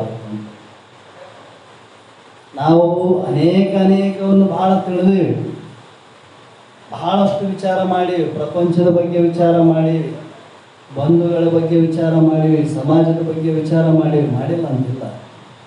ಆದರೆ ನಮಗೆ ಲಾಭ ಆಗಿದೇನೋ ಒಂದು ಸಲ ವಿಚಾರ ಮಾಡಿ ನೋಡಿದರೆ ನಮಗೆ ಎಷ್ಟು ಲಾಭ ಆಗ್ಯದೋ, ನಮಗೆ ಲಾಭ ಆಗಿದೆ. ಲಾಭ ಆಯಿತು ಅಂದ್ರೆ ಮನುಷ್ಯ ಆನಂದದಿಂದ ಇರ್ತಾನೆ. ನಮಗೆ ಆನಂದ ಆಗಿತ್ತು ಅಂದರೆ ನಾವು ನಿಜವಾದ ಲಾಭವನ್ನು ಪಡೆದೇವೆ ಅಂತಲೇ ಅರ್ಥ. ಮತ್ತು ಆ ಲಾಭ ಆಗಬೇಕಾಗಿತ್ತಂದ್ರೆ ಯಾವಾಗ ಆಗ್ತದ ಅಂದರೆ ನಿನ್ನನ್ನು ನೀ ತಿಳಿಯೋದ್ರಿಂದ. ಅಂದರೆ ಆರು ನಾನೆಂದು ವಿಚಾರಿಸಿ, ನಾನು ಯಾರು ಎಲ್ಲ ಹೇಳ್ತೀವಿ, ನಾನು ನಾನು ನಾನು ನಾನು ನಾನು ಇದು ನಾನು ಅನ್ನೋದು ಯಾರಪ್ಪ? ಎದ್ದಾಗಲಿಂದ ಮಲಗೋ ಮಟ್ಟ ಏನು ಎದ್ದೀವಿ, ಎದ್ದಾಗಲಿಂದ ಮಲಗೋ ಮಟ್ಟ ಗಾಢವಾದ ನಿದ್ರೆ ಅವಸ್ಥೆಗೆ ಹೋಗೋ ಪರ್ಯಂತ ನಾನು ನಾನು ಅಂತೀವಿ, ಎಲ್ಲರೂ ಅಂತೀವಿ. ನಾನು ಅಂದರೆ ಯಾರು ಇದ್ರಾಗ? ಒಂದ್ಸಲ ಶರೀರ ನಾವು ಅಂತೀವಿ, ಒಂದ್ಸಲ ಇಂದ್ರಿಯಗಳು ನಾನು ಅಂತೀನಿ, ಒಂದ್ಸಲ ಕರ್ಮೇಂದ್ರಿಯಗಳು ನಾನು ಅಂತೀನಿ. ಎಲ್ಲರಿಗೂ ಗೊತ್ತದ, ಅನುಭವ ಅದ. ಕಣ್ಣು ನಾನು ಅಂತೀನಿ, ಕಿವಿ ನಾನು ಅಂತೀನಿ, ಕಾಲು ನಾನು ಅಂತೀನಿ, ಕೈ ನಾನು ಅಂತೀನಿ. ಆದರೆ ನೀನು ಯಾರು ಇದ್ರಾಗ? ನೀನು ನಾನು ಅಂತ ಅನ್ನಬೇಕಾಗಿತ್ತಂದ್ರೆ ನಿನ್ನಿಂದ ತಿಳಿಸಿಕೊಳ್ಳುವಂಥ ವಸ್ತುನೇ ಬೇರೆ ಇದಾವೆ. ಕಣ್ಣು ನಾನಂದ, ಕಣ್ಣನ್ನು ನೋಡೋನು ನೀ ಬೇರೆ ಇದ್ದಿ, ಕಣ್ಣನ್ನು ನೀ ತಿಳಿತಿದ್ದೆ, ಅದಕ್ಕೆ ಕಣ್ಣು ನಾನು ನಂದು ಅಂತ ಹೇಳ್ಬೇಕು. ಅದನ್ನು ತಿಳಿಲಿಲ್ಲ ಅಂದರೆ ಹೇಳಕ್ಕೆ ಬರ್ತಿರ್ಲಿಲ್ಲ. ಈ ಒಂದು ವಸ್ತು ಅದ ಅಂದರೆ ಆ ವಸ್ತು ನನ್ನಿಂದ ಬೇರೆ ಅದ, ಈ ಮೈಕು ನನ್ನ ಕೈಯಿಂದ ಬೇರೆ ಅದ, ಅದಕ್ಕೆ ನಾ ಇದನ್ನು ತಿಳಿತೀನಿ, ನಾ ಹೇಳ್ತೀನಿ. ಮೈಕೆ ನಾನಾದರೆ ಹೆಂಗೆ ಹೇಳಕ್ಕೆ ಬರ್ತದೆ ನನಗೆ? ಅದ್ರಾಗ ಈ ಶರೀರದೊಳಗೆ ನಾನು ಅಂತೀನಲ್ಲ, ಈ ನಾನು ಅಂಬೋದು ಯಾರು? ಇದನ್ನ ಶೋಧನ ಮಾಡದೆ ತ್ವಂಪದ ಶೋಧನ ಅಂತ ಹೇಳ್ತಾರೆ. ತತ್ವಮಸಿ ವಾಕ್ಯದಲ್ಲಿ ತತ್ವಂ ಅಸಿ ಪದ 3 ಪದಗಳನ್ನು ಹೇಳ್ಯಾರ. ಇಲ್ಲಿ ಯಾರು ನಾನೆಂದು ವಿಚಾರಿಸು ಅಂದಾಗ ತ್ವಂಪದದ ಶೋಧನೆ ಅಂದರೆ ಈ ಶರೀರದೊಳಗೆ ನಾನು ಎಂಬ ಪದಕ್ಕೆ ಅರ್ಥ ಏನಪ್ಪ, ಇದರ ಲಕ್ಷ್ಯಾರ್ಥ ಏನು? ಈ ಶರೀರದೊಳಗೆ ಸಕಲ ಇಂದ್ರಿಯಗಳಲ್ಲಿಯೂ ಮತ್ತು ಕರ್ಮೇಂದ್ರಿಯಗಳಲ್ಲಿಯೂ ಅಂತಃಕರಣ ವೃತ್ತಿಯಲ್ಲಿಯೂ ಕೂಡ ನಾನು ಅಂತೀವಲ್ಲ, ಇದು ನಾನು ಅಂಬೋದು ಯಾರು? ಇದನ್ನ ತಿಳ್ಕೊಳ್ಳೋದೇನದಲ್ಲ, ತಿಳಿದಾಗ ಇದಕ್ಕೆ ಅರ್ಥ ಏನು ಬರ್ತದಪ್ಪ ಅಂತಂದ್ರೆ, ಈ ನಾನಂಬದ ಪದಕ್ಕೆ ಅರ್ಥ ಏನು ಬರ್ತದಂದ್ರೆ, ಇವೆಲ್ಲವನ್ನು ತಿಳಿಯುವಂಥ ಸಾಕ್ಷಿ ಚೇತನ ರೂಪವಾಗಿರುವಂಥ ಸತ್ತು ಚಿತ್ತು ನಿತ್ಯ ಪರಿಪೂರ್ಣ ಆನಂದ ರೂಪನಾದಂಥ ಪರಬ್ರಹ್ಮ ವಸ್ತುವೇ ನೀ ಇದ್ದಿ ಅಂತಲೇ ಇದಕ್ಕೆ ಲಕ್ಷ್ಯಾರ್ಥ ಬರ್ತದೆ. ಅದೇ ಹೆಂಗ್ರಿ, ಶರೀರವನ್ನು ತಿಳಿದಿದ್ದಿ ಅಂದಮೇಲೆ ಶರೀರಕ್ಕಿಂತ ನೀ ಭಿನ್ನವಾಗಿದ್ದಿ. ಇಂದ್ರಿಯಗಳನ್ನು ನೀ ತಿಳಿದಿದ್ದಂದ ಬಳಿಕ ಇಂದ್ರಿಯಕ್ಕಿಂತ ನೀನು ಬೇರೆಯಾಗಿದ್ದಿ. ಹಂಗ ಈ ಶರೀರದೊಳಗಿರುವಂಥ ಮನ ಬುದ್ಧಿ ಚಿತ್ತ ಅಹಂಕಾರ ಇವೆಲ್ಲರಿಂದ ತಿಳಿತೇವ್ರಿ. ನಾನು ಎದ್ದಾಗ ಮಲಗತನ ಅಂತೀವಿ, ನಿದ್ದೆಗೆ ಎಲ್ಲಿ ಹೋಗಿದ್ದಿಲ್ಲ ನಾನು ಅಂಬೋದು ಐತೆ. ಅಲ್ಲಿ ಯಾರಿಗಾದ್ರೆ ಗಾಢವಾದ ನಿದ್ರೆಯೊಳಗೆ ನಾನು ಅಂತೀವಿ, ನಾನಂತೆ ನಂದೈತೆ ಏನೂ ಇಲ್ಲ. ನೀ ಇದ್ದೇನೋ, ನೀ ಇದ್ದಿ, ಹೇಗಿದ್ದಿ? ಆನಂದ ರೂಪವಾಗಿದ್ದಿ ಗಾಢವಾದ ನಿದ್ರೆಯೊಳಗೆ. ಶರೀರ ಇಲ್ಲ, ಈ ನಾನಂಬೋನು ಇಲ್ಲ. ಇದು ಒಂದು ವೃತ್ತಿ, ಇದು ಅಂತಃಕರಣದ ವೃತ್ತಿ. ಎದ್ದಾಗ ಜಾಗ್ರ ಅವಸ್ಥೆಯಲ್ಲಿ ಬಂದಾಗ ಆಯಾ ಇಂದ್ರಿಯಗಳಲ್ಲಿ ಸಂಯೋಗವಾಗಿ ಮನಬುದ್ಧಿಯಾದಿಗಳಿಂದ ಸಂಯೋಗ ಹೊಂದಿ ಆ ವೃತ್ತಿಯಲ್ಲಿ ತೋರುವಂಥ ಏನು ಆಭಾಸ ಚೇತನ ಅಂದರೆ ವಸ್ತುಸ್ಥಿತಿ ತನಗೆ ಅಭಾವವಾಗಿದ್ದರೂ ಕೂಡ ನಾನೇ ಅನ್ನುವಂಗೆ ಅದು ತೋರ್ತದೆ ನಮಗೆ. ಇದಕ್ಕೆ ಸಾಕ್ಷಿ ಆಗಿರುವಂಥ ಈ ನಾನು ಎಂಬುದಕ್ಕೆ ಸಾಕ್ಷಿ ಆಗಿರುವಂಥ ಪ್ರತ್ಯೇಗಾತ್ಮ ಸ್ವರೂಪ ಏನಿದೆ ಅದು ನಿಜವಾದ ನಿನ್ನ ಸ್ವರೂಪ ಅಂತ ಹೇಳ್ತಾರೆ. ಅಂಥದ್ದನ್ನು ತಿಳಿಯೋದೇ ಇದರಲ್ಲಿ ಪರಮ ಲಾಭ ಐತೆ ಅಂತ ಹೇಳ್ತಾರೆ. ಯಾಕಪ್ಪ ಅಂತಂದರೆ ಇಂತಹ ಶ್ರೇಷ್ಠವಾದ ಜನ್ಮಕ್ಕೆ ಬಂದ ಬಳಿಕ ಅದಕ್ಕೆ ನಿಜ ಸರ್ಪಭೂಷಣರು ಹೇಳ್ತಾರೋ, ಏನಿದ್ದೊಡ ಏನಂ ನಿಜ ಬೋಧೆ ಹೊಂದಿನದೆ ಕಾನೂನದ ಬೆಳೆದಿಂಗಳಂತೆ ನಿಷ್ಫಲವು. ಭಾಳ ತಿಳಿದಿವಿ, ಭಾಳ ತಿಳ್ಕೊಂಡಿವಿಲ್ಲ ಅಂತಿಲ್ಲ, ಆದರೆ ನೀ ಯಾರಂಬೋದು ನಿನಗೆ ಗೊತ್ತಿಲ್ಲ ಅಂದ ಬಳಿಕ ಅದು ಏನಿದ್ರು ಏನು ಅಂದರು. ಅದು ಯಥಾರ್ಥವಾಗಿರುವಂಥ ನಿನ್ನ ಸ್ವರೂಪವನ್ನು ನೀ ಅರಿದೇ ಹೋದರೆ ಎಲ್ಲವೂ ತಿಳಿದ್ರೆ ವ್ಯರ್ಥವಾಯಿತು ಅಂದರು. ಏನು ಕಲಿತೊಡದೇನು ಯತ್ನದಲ್ಲಿ ಮಾಡಿದಡದೇನು ಸರ್ವವು ಕಾನೂನದ ಬೆಳದಿಂಗಳಂತೆ ನಿಷ್ಫಲವಾಗಿರುವುದು. ಬೇಕಾದಷ್ಟು ಕತ್ತೀವಿ, ಬೇಕಾದಷ್ಟು ತಿಳಿದೀವಿ ಇಲ್ಲ ಅಂತಿಲ್ಲ, ಆದರೆ ಅದೆಲ್ಲ ಹೆಂಗೈತಪ್ಪ ಅಂದ್ರೆ ದಟ್ಟವಾದ ಅರಣ್ಯದಲ್ಲಿ ಬಿದ್ದ ಬೆಳದಿಂಗಳಂತೆ ವ್ಯರ್ಥವಾಗಿರುವುದು ಅಂತ ಹೇಳ್ತಾರೆ. ಸ್ವಾನುಭವ ಸುಖ ತಾನು ತಿಳಿದಿದ್ದರೆ ಶ್ವಾನ ಶೋಕರಂತೆ ಹೊಟ್ಟೆ ಒರೆದಿಕೊಂಡಿಯನು ಮಗನೇ ಕೇಳೆಂದ ಅಂತ ಮಹಾಲಿಂಗರಂಗರು ಹೇಳ್ತಾರೆ. ಅನೇಕ ಜೀವಿಗಳು ಉಂಟು ಇಲ್ಲ ಅಂತಿಲ್ಲ, ಹಂದಿ ನಾಯಿ ಕತ್ತೆ ಇವೆಂದನ ಇವತ್ತು ಮಹಾತ್ಮರು ಬಂದಾರ ಮಠಕ್ಕೆ ನಾವು ಶಾಸ್ತ್ರ ಕೇಳಕ್ಕೆ ಬಂದಾವೆ. ಅವಕ್ಕೆ ಎಂದನ ಇಚ್ಛೆ ಬರ್ತದೆ, ದನ ಕರ ಹಂದಿ ನಾಯಿ ಅವೆಲ್ಲನೂ ಬರ್ತವೆ ಬರಂಗಿಲ್ಲ. ಯಾಕೆ? ಅವಕ್ಕೆ ಅದ್ರ ಜ್ಞಾನ ಇಲ್ಲ. ಅವು ಕೇವಲ ಭೋಗ ಜೀವಿಗಳು, ಅವಕ್ಕೆ ಪಾಪ ಏನೂ ಇಲ್ಲ, ಪುಣ್ಯನೂ ಇಲ್ಲ, ಅವಕ್ಕೆ ಧರ್ಮನೂ ಇಲ್ಲ, ನೀತಿನೂ ಇಲ್ಲ, ಅವಕ್ಕೆ ಯಾವುದು ಬೇಕಾಗಿಲ್ಲ. ಯಾಕಂದ್ರೆ ಅವು ಪಾಪ ಜೀವಿಗಳು. ಅಂಥ ಜನ್ಮವನ್ನು ಆ ಜೀವಿಗಳಿಗೆ ಅವು ತಿಳಿತಕ್ಕಂಥದ್ದು ಏನೈತೆ ಅಂದ್ರೆ ಅವಕ್ಕೆ ಈ ಒಂದು ವಿಚಾರವನ್ನು ತಿಳಿತಕ್ಕಂಥ ಸಾಮರ್ಥ್ಯ ಅವಕ್ಕಿಲ್ಲ. ಆದ್ರೆ ಮನುಷ್ಯನಿಗೆ ಐತೆ ನೋಡೋದು ಅಂದರೆ ಅವಕ್ಕಿಂತ ಶ್ರೇಷ್ಠವಾದಂಥ ಜನ್ಮಕ್ಕೆ ನಾವು ಬಂದೀವಿ ಅನ್ನೋದಕ್ಕೆ ಅವು ಮಾಡೋ ಕಾರ್ಯದಲ್ಲೇ ನಾವು ಪ್ರವೃತ್ತಿ ಆದೀವಿ ಅಂದರೆ ನಮಗೆ ಹೆಂಗೆ ಮನುಷ್ಯರು ಅನ್ನಬೇಕು? ನಿದ್ರಾ ಆಹಾರ ಭಯ ಮೈಥುನಂಚ ಪಶು ಸಮಾವ. ಮನುಷ್ಯರಿಗೆ ಪಶುಗಳಿಗೆ ಭೇದವನ್ನು ಸುರಬಾರದು ಏಕೆಂದೊಡೆ ನಿದ್ರಾ ಆಹಾರ ಭಯ ಮೈಥುನಂಚ ಸಮಾನಗಳು ಎಸೆದು ತೋರ್ಪವು ಅಂತ. ವಿಷಯ ಬುದ್ಧಿಯನ್ನು ನುಳಿದವನೇ ಪಶುಪತಿಯ ಓದ್ತಿರೇವ ಅಂತ ಮಹಾಲಿಂಗರಂಗ ಹೇಳ್ತಾರೆ. ಅವು ಕೂಡ ದನ ಕರಗಳು ಅವನ್ನ ಏನಪ್ಪ ಅಂದರೆ ನಿದ್ದೆ ಬಂದಾಗ ನಿದ್ದೆ ಮಾಡ್ತಾವ, ಹಸುವಾದಾಗ ಊಟ ಮಾಡ್ತಾವ, ಮತ್ತು ಅವು ಹೆಣ್ಣು ಗಂಡು ಅಂತ ಕೂಡಿ ಮಕ್ಕಳು ಮಾಡ್ತಾವ. ಅವಕ್ಕೂ ಭಯ ಅದ, ನಮ್ಗೆ ಯಾರನ್ನ ಹೊಡಿತಾರ ನಾನು ಸಾಯ್ತೀನಿ ಎಂಬ ಭಯ ಅವಕ್ಕೂ ಅದ. ಇವು 4 ಔಟ್ರಲ್ಲೇ ಇದಾವೆ, ಅವೇ 4 ನಮ್ಮಲ್ಲಿ ಇದ್ವಪ್ಪ ಅಂದರೆ ಇದರಲ್ಲಿ ಏನು ಶ್ರೇಷ್ಠ ಆಯಿತು? ಅದರಂಗಿಲ್ಲ. ಶ್ರೇಷ್ಠವಾದಂಥ ಜನ್ಮ ಅದ, ಅದಕ್ಕೆ ತಿಳಿಯುವಂಥ ಶಕ್ತಿ ಇಲ್ಲ. ನಿಮಗೆ ತಿಳಿತಕ್ಕಂಥ ಬುದ್ಧಿ ಕೊಟ್ಟನ ಪರಮಾತ್ಮ. ಯಾಕೆ ಕೊಟ್ಟನ ಅಂದ್ರೆ ನಿನ್ನನ್ನು ನೀ ತಿಳಿದಿಯಪ್ಪ ಅಂತಂದರೆ ಎಲ್ಲವನ್ನು ತಿಳಿದಂತೆ ಆಗುವುದು. ಅದಕ್ಕೆ ನಮ್ಮನ್ನು ನಾವು ತಿಳಿಬೇಕಾಗಿತ್ತಪ್ಪ ಅಂತಂದರೆ ಎಲ್ಲಿಗೆ ಹೋಗ್ಬೇಕಪ್ಪ ಅಂತಂದರೆ ಅದಕ್ಕೆ ಹೇಳಿದವರು ಇಂಥ ಒಂದು ನಮ್ಮ ಸ್ವರೂಪದ ಯಥಾರ್ಥ ಜ್ಞಾನ ನಮಗೆ ಆಗಬೇಕಾಗಿತ್ತಪ್ಪ ಅಂತಂದರೆ ನಾವು ಮೊದಲು ನಮ್ಮನ್ನು ವಿಚಾರ ಮಾಡೋದು ಖರೆ. ಅಂಥ ವಿಚಾರವನ್ನು ನಮಗೆ ತಂದು ಕೊಡ್ತಕ್ಕಂಥ ಮಹಾತ್ಮದ ಸನ್ನಿಧಾನದಲ್ಲಿ ನಾವು ಯಾವಾಗ ಹೋಗ್ತೀವಿ ಅದು ನಮ್ಮ ಅನುಭವಕ್ಕೆ ಬರ್ತದೆ. ನಮ್ಮನ್ನು ನಾವು ಪುಸ್ತಕ ನೋಡಿ ವಿಚಾರ ಮಾಡೋಕ್ಕೆ ಬರೋಂಗಿಲ್ಲ. ಬೇಕಾದಷ್ಟು ಓದಿವಿ ಖರೆ, ಅದರ ಅನುಭವ ನಮಗೆ ಬರ್ತದೆ. ಯಾರು ತನ್ನನ್ನು ತಾನು ತಿಳಿದಾರ ಅವನೇ ಶರಣ ಅಂತ ಹೇಳ್ಯಾರ ಮಹಾತ್ಮರು.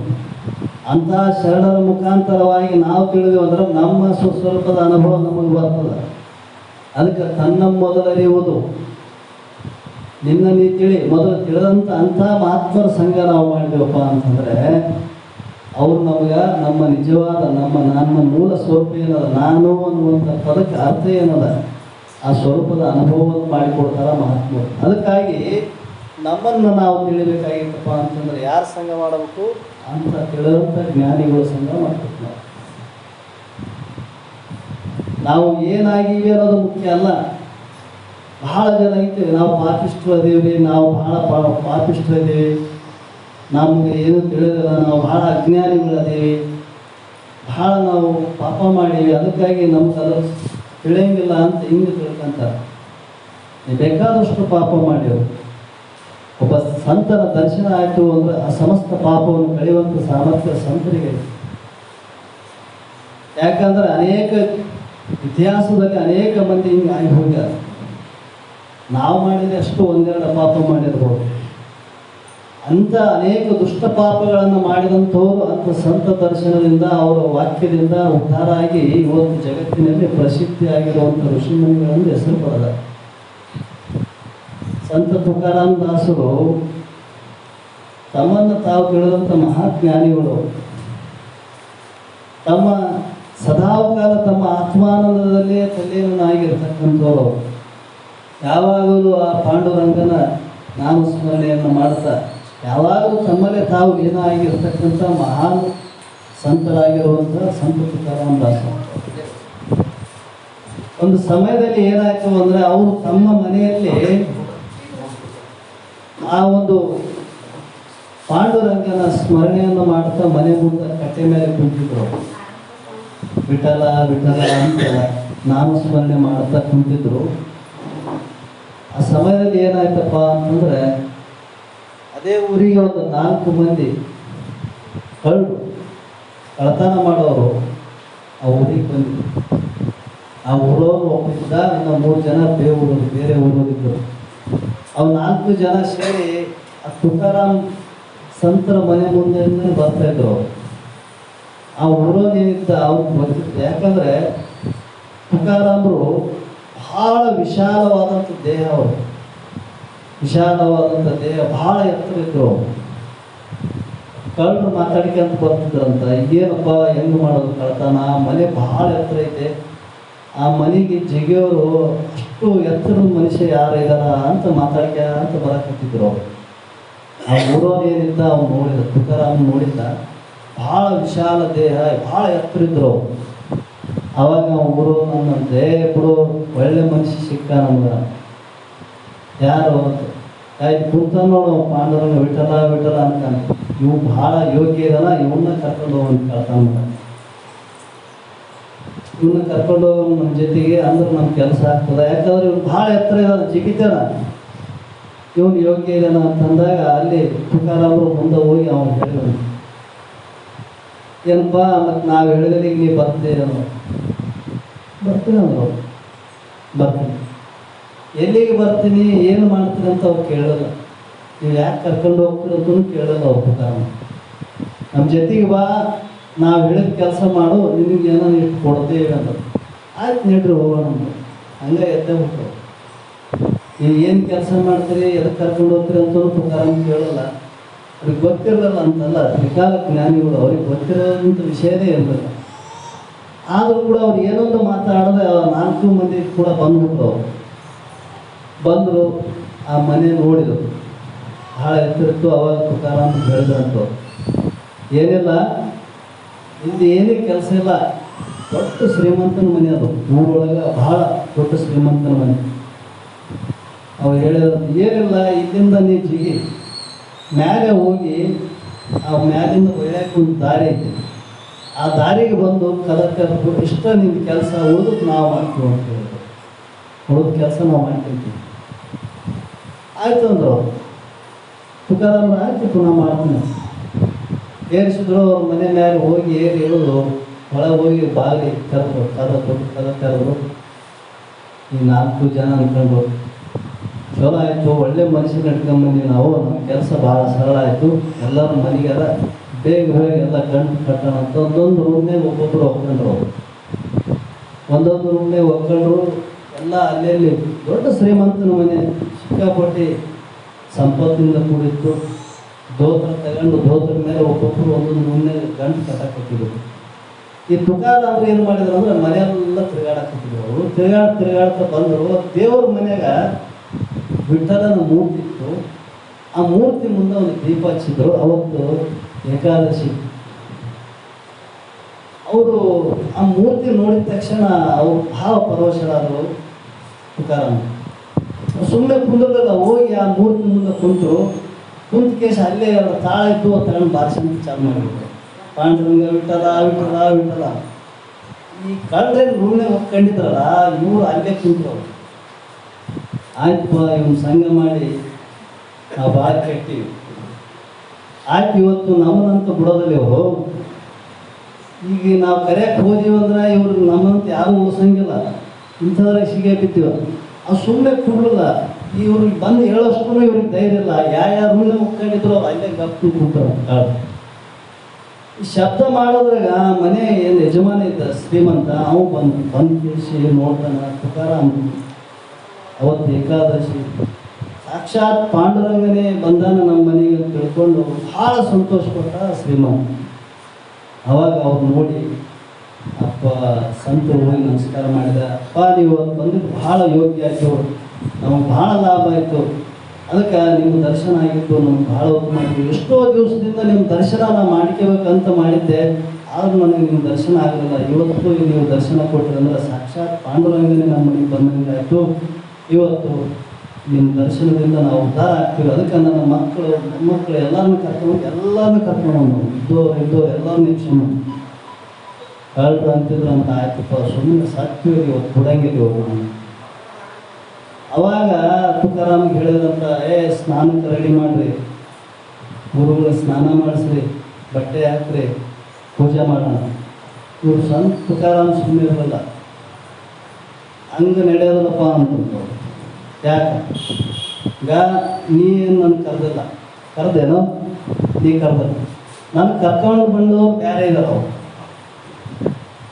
ನನಗೆ ಯಾರು ಕರ್ಕೊಂಡು ಬಂದಾರ ಅವ್ರು ಬೇರೆ ಇದ್ದಾರೆ.